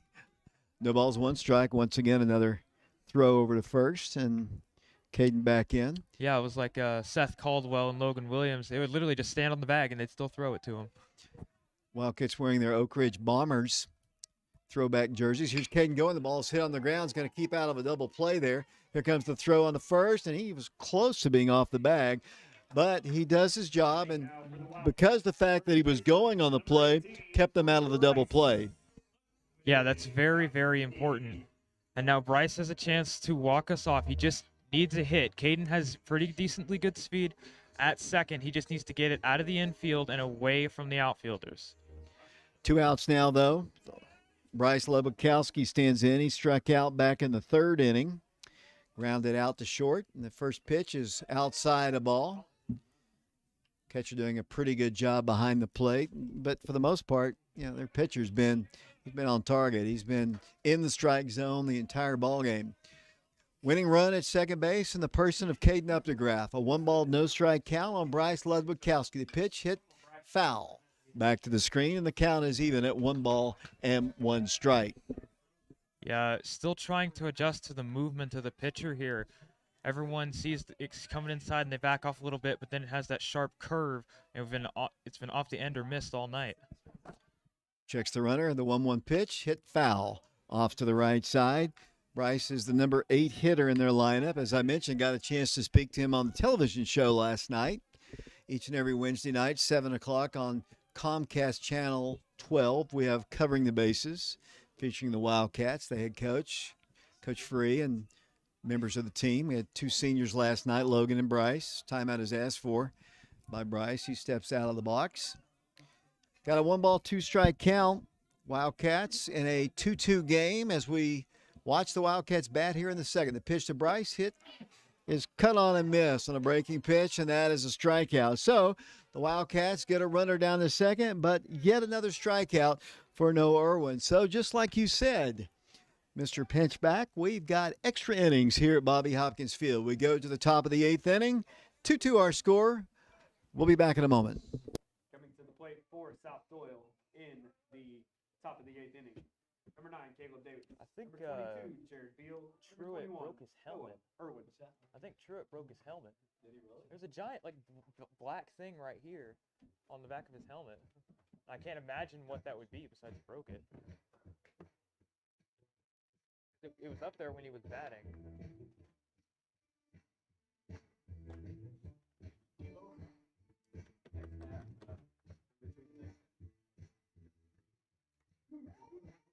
One-hit wonders.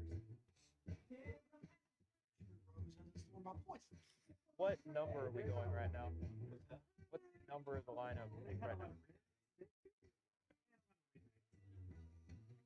You like Devo?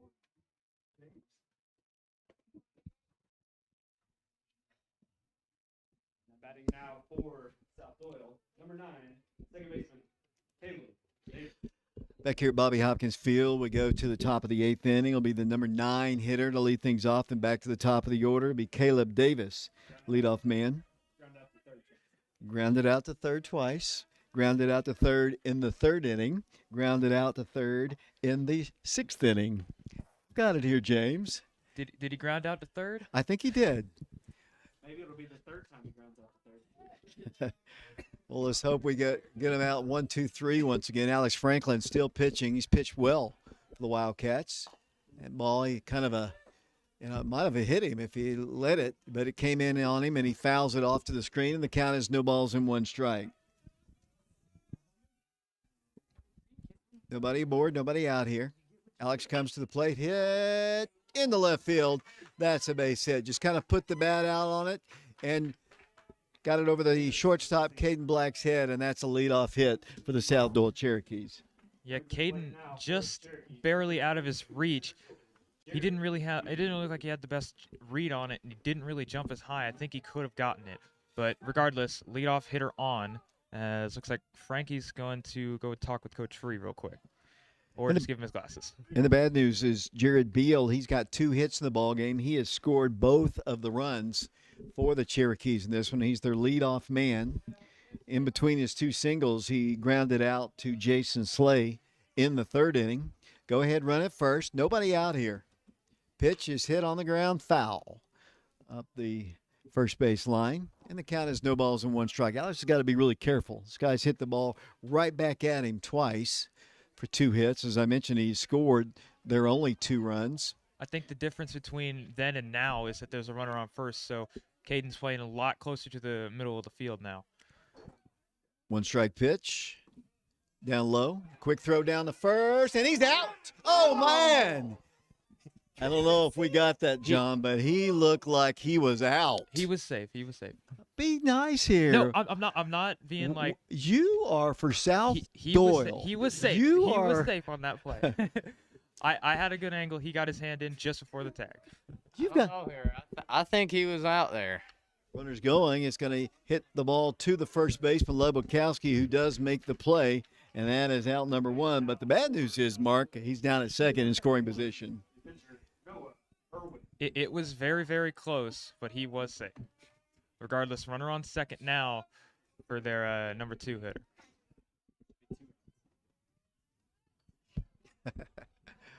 Right-handed hitter.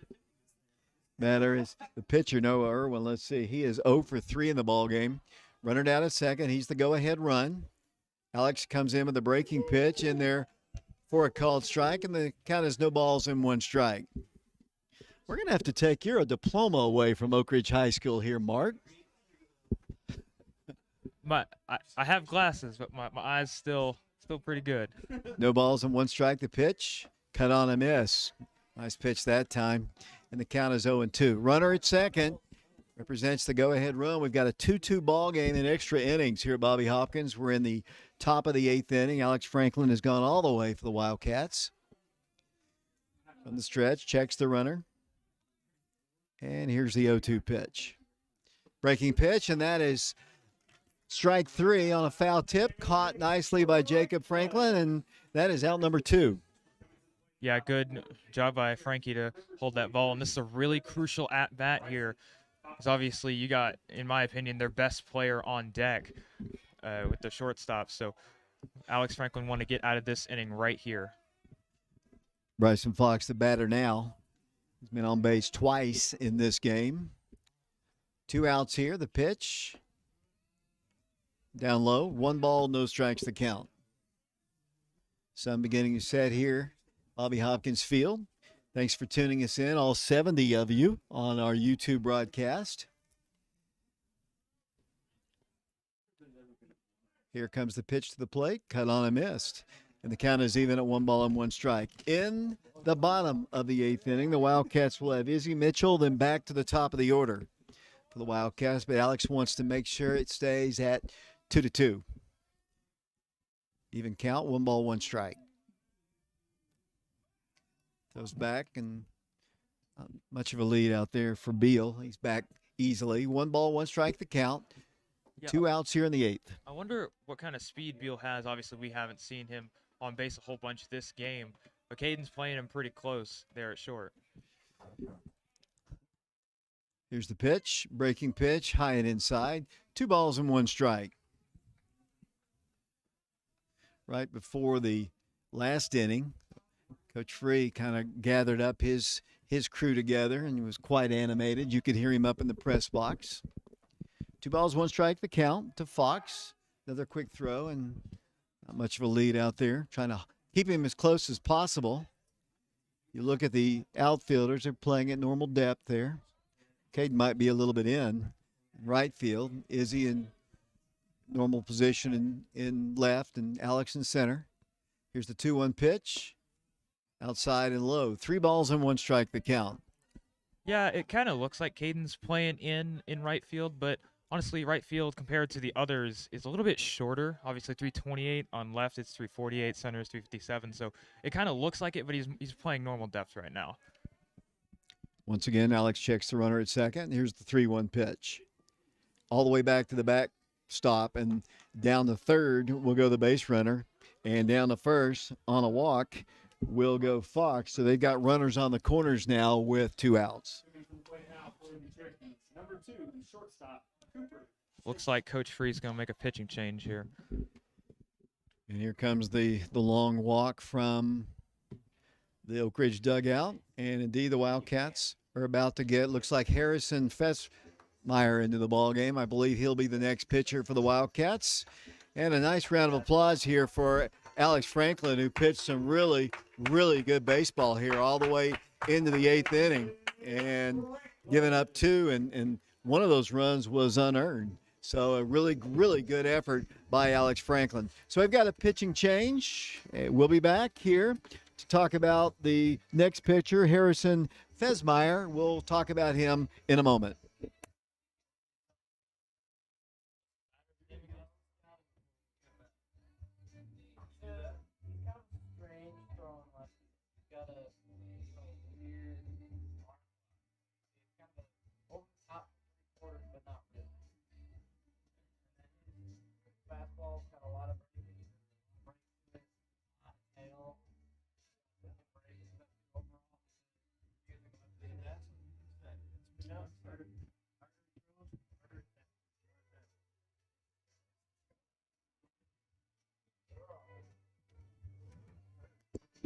Welcome back once again to Bobby Hopkins Field. The Wildcats and South Doyle Cherokees are tied at 2. John Ulrich is doing our camera work. He's also a member of the baseball program. What do you know about Harrison here? He's a strange throwing lefty, you could say. He's got a weird kind of arm slot to him. He throws mostly over the top, but his arm slot's more kind of towards the 3/4 spot. His fastball, it's got a lot of movement to it, a lot of tail, or arm side tail. And the harder he throws it, really, the more it tails, which is really hard for a lot of right-handed hitters to hit as well as lefties. And then he's got some he's got some pretty good breaking stuff with him as well.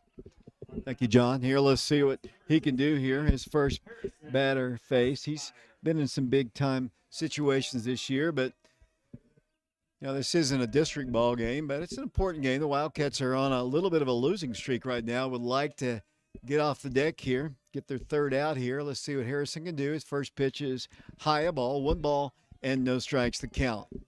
Remind me of the hitter's name again. Cooper Stapleton.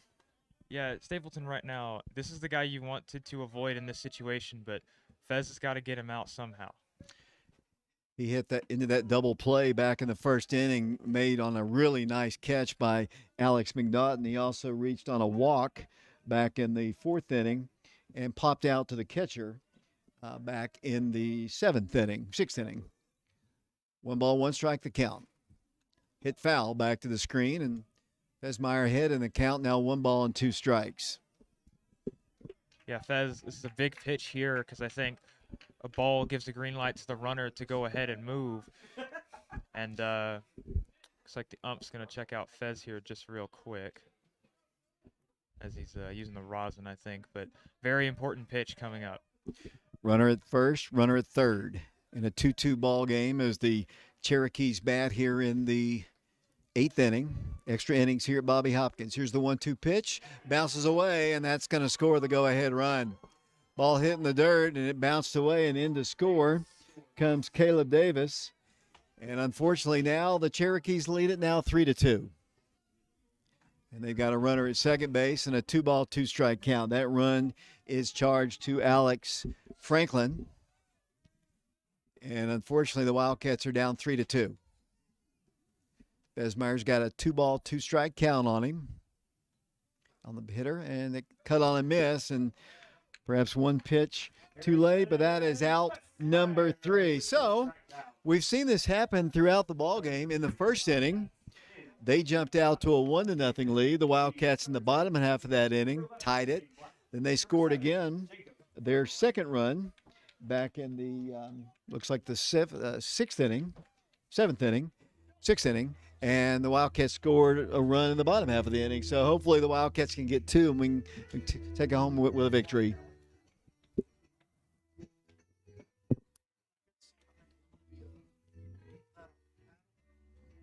Yes. It's a good, underrated movie. Of course, whenever I see the main actor in the movie, I think it's Cooper Shaggy. Picture of him too.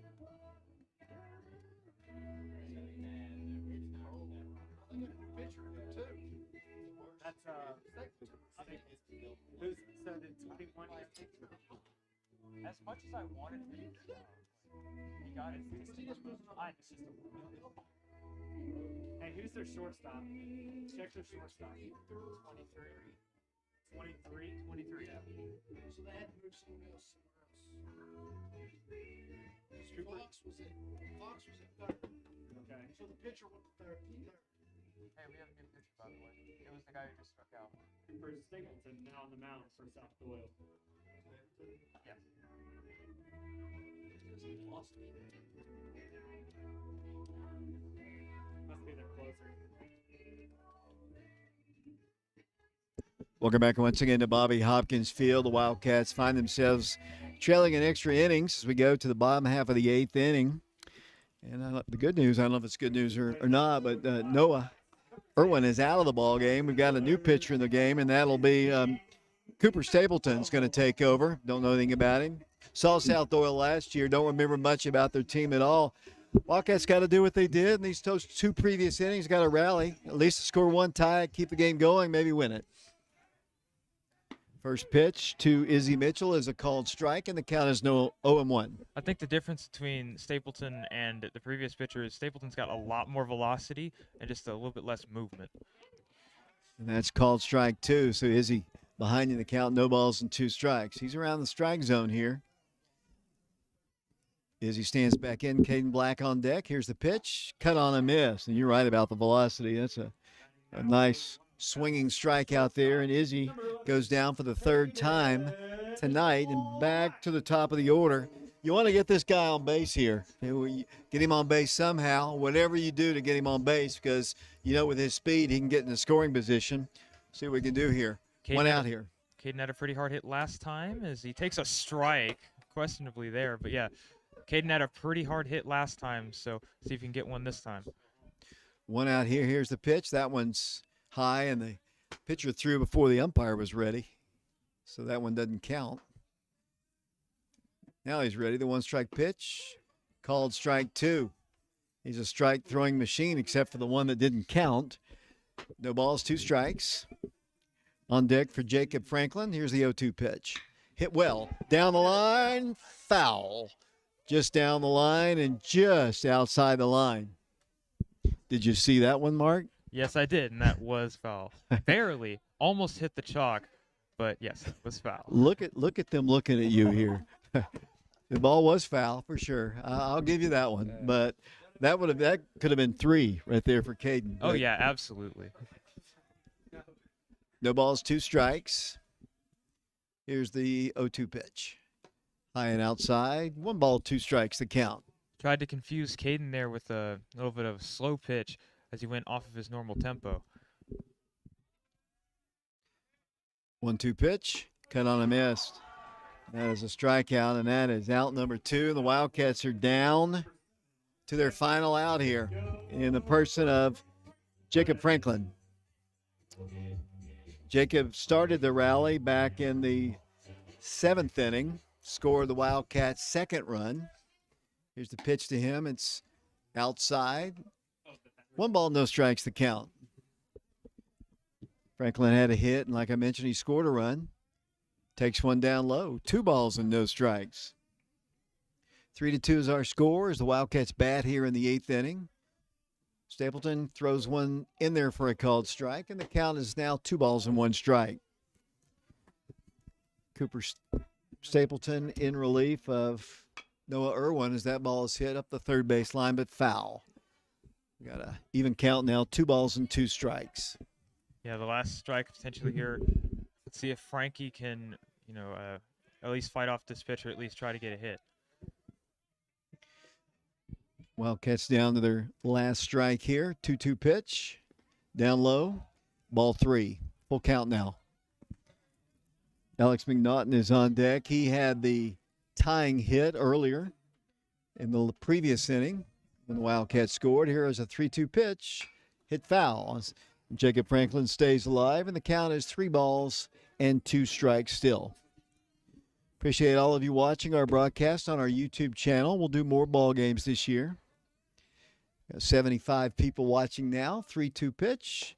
Called strike 3, and that is the ball game. That is the 3rd out. The South Doyle Cherokees in extra innings defeat the Oak Ridge Wildcats by a final score of 3-2. Mark, your thoughts on the ball game? I mean, besides it being incredibly fast-paced, there was just some calls, obviously, that didn't go our way, and just some execution that Coach Free is not going to be entirely happy about. But overall, I'd say it was a pretty entertaining ball game. Yeah, well-pitched game, honestly. I mean, both starting pitchers, Alex Franklin and Noah Irwin, pitched great. Irwin struck out a ton of Wildcats here, and he was just on his game. And obviously, Alex Franklin was on his game too. The Wildcats made a couple miscues in the field, and that was the big difference in the ball game. Some miscues by the Wildcats in the field, and a couple pass balls hurt the Wildcats, a throwing error. And, just got to make plays against good teams, and they just made one more play than we did. Yeah, it's definitely a game that they're going to want back. But if anything, Coach Free is going to take this loss and, obviously with the losing streak, he's going to try and drill into his guys, and they're going to have to be ready for tomorrow. Hopefully we'll get a chance to speak to the head coach of the Wildcats. The Wildcats are defeated by a final score of 3-2 here at Bobby Hopkins Field. We'll be back, hopefully, with Coach Free. Sometimes he has long conversations. We'll kind of judge to see how long it'll be. We'll be back to Bobby Hopkins in a moment.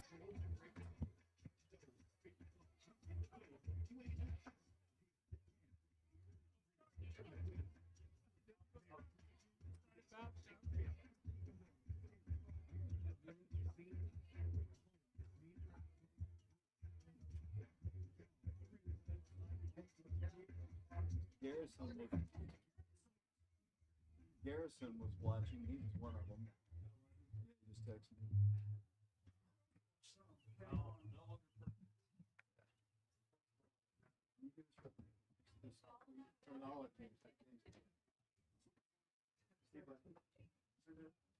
Say something about it. Thank you.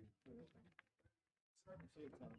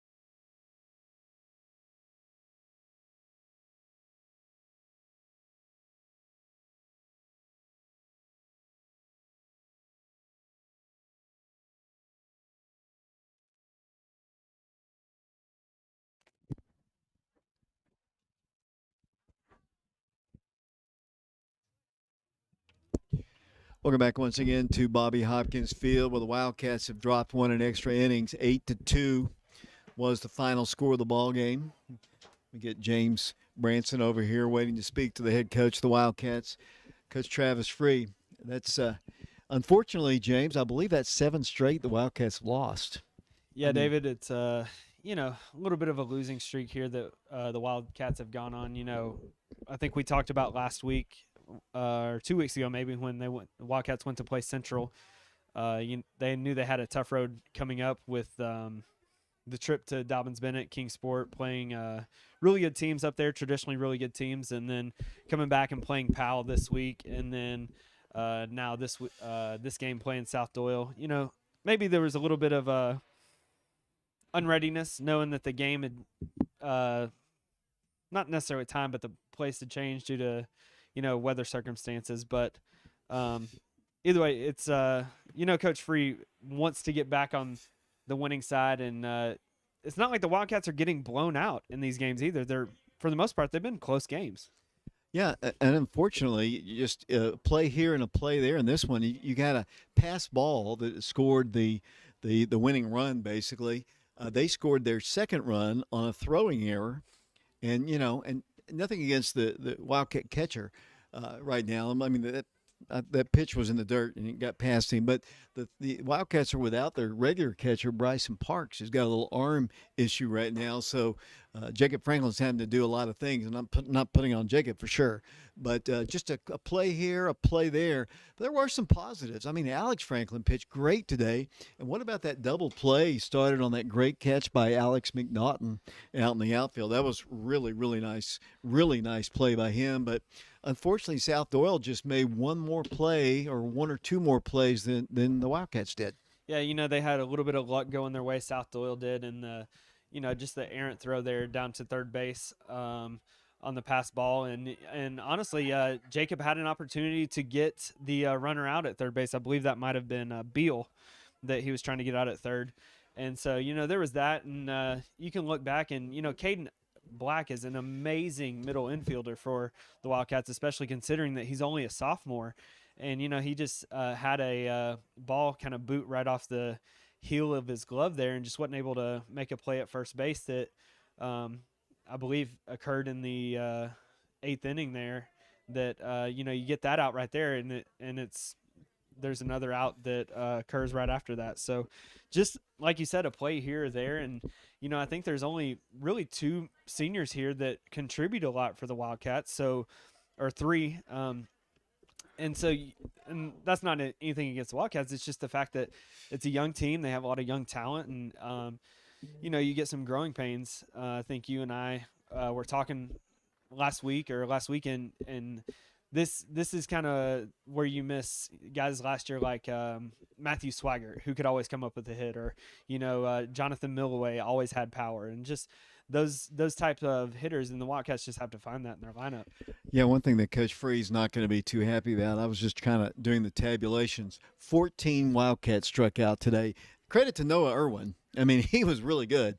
And you talk about a machine. He'd get the ball and he'd throw. He was Greg Maddux. He was out there on pitching like Greg Maddux. But 14 strikeouts in the Wildcats, and we talked about it a little bit on the air, a little bit off the air.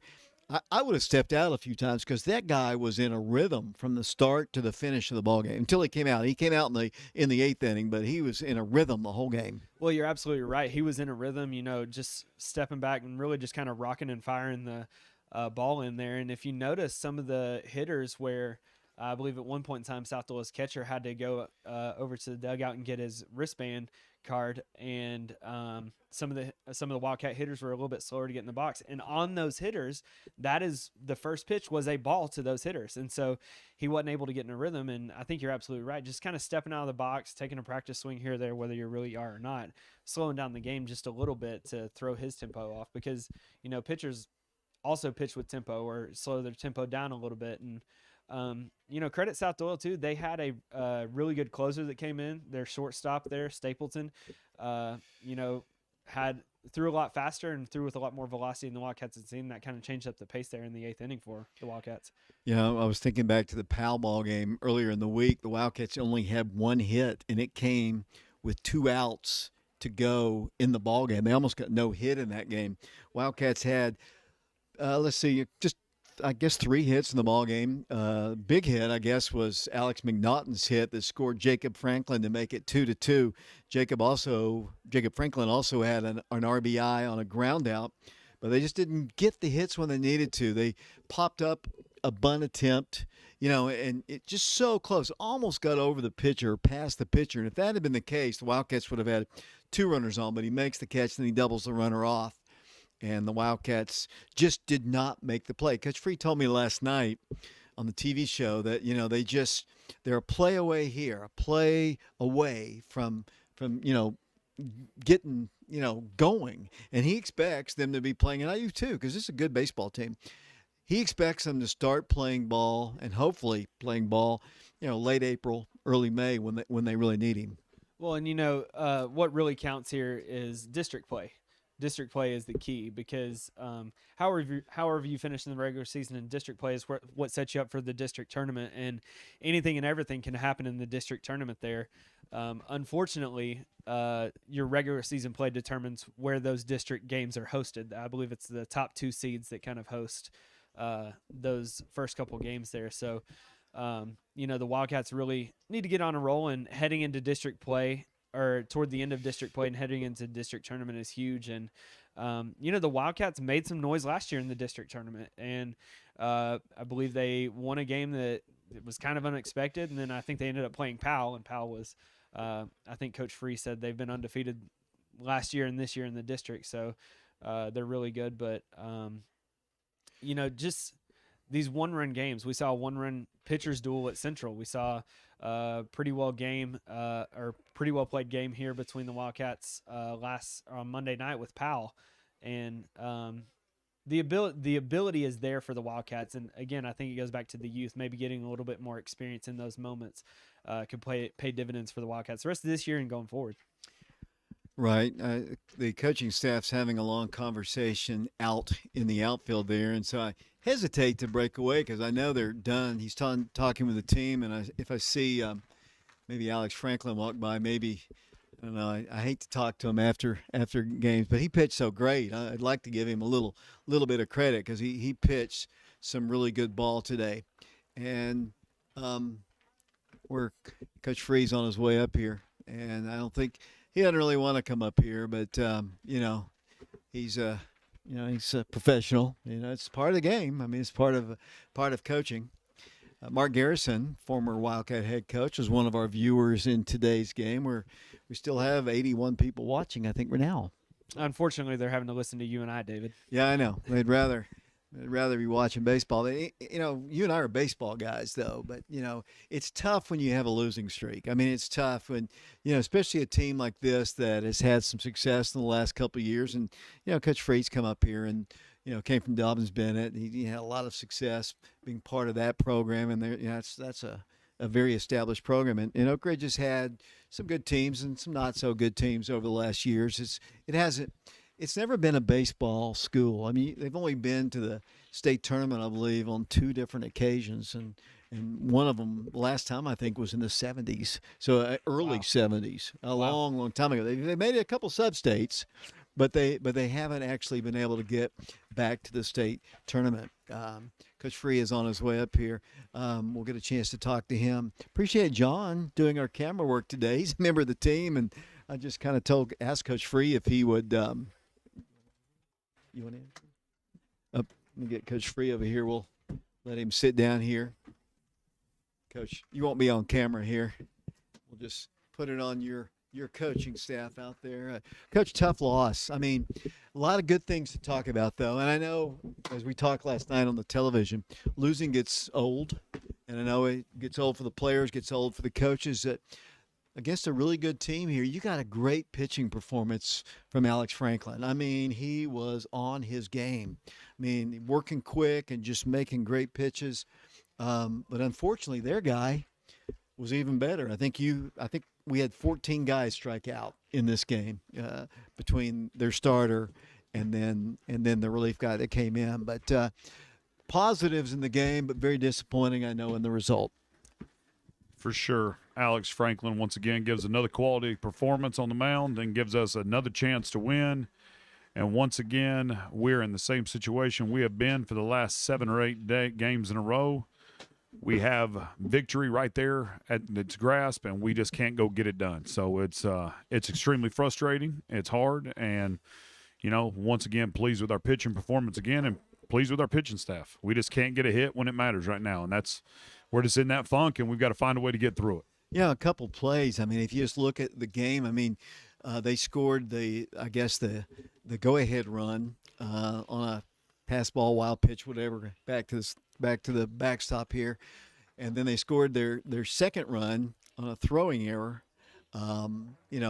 Which was just tough. I mean, just little plays, and then offensively, as I said, not just the strikeouts, but a couple times. I mean, just trying to move. You hit into a double play on a bunt attempt there, and then just little things like that you're so close. I mean, so close. That ball. That bunt almost eluded the pitcher, and you would have had 2 on, but it just didn't happen that way. Yeah, that bunt gets down. We score a run, go up. Jacob throws the ball in the outfield right there. Just all kinds of little plays that, just like I tell so many people, our margin for error is slim to nothing. And when we make those small mistakes, it turns out to cost us the game. I mean, it just is really hard on us right now. So, but, that's part of learning. That's part of growing. That's part of getting better as a team. And hopefully we'll start to find a way to persevere and get through it. We're at kind of a turning point going into April. It's either we're going to find a way to tough it out or we're not. And that's frustrating, but that's part of, we've been talking a lot on TV about internal leadership and doing things. And some guys are going to have to just kind of take it and run with it. Coach, I won't keep you much longer here. I know as of yesterday you didn't have a game on Friday. What's the schedule? No game tomorrow? No game Friday. No, we don't play Friday. We won't play again until Monday night against Carnes. So we've rescheduled one game for the 26th of April right now, and I'm still looking to find and maybe add one more that week as well. Coach, just your final comments on this one. We've just got to find a way to get over it and got to be able to move forward coming into another tough conference weekend this weekend with Carnes. I mean, we've had Central, we've had Pal, and now we've got Carnes coming up next week. So we got to find a way just to continue to pitch the ball well, continue to defend well, and hopefully the bats will get rolling as we get into April. Coach, thanks a lot. Thank you, guys. Coach Travis Free, head coach of the Wildcats. The Wildcats fall in extra innings. Final score of the ball game. South Doyle defeats the Wildcats 3-2. Appreciate John Olrich doing our camera work and Mark Pinchback up here helping us out as well. For them, this is David Clary. Until the next time, saying so long, everybody.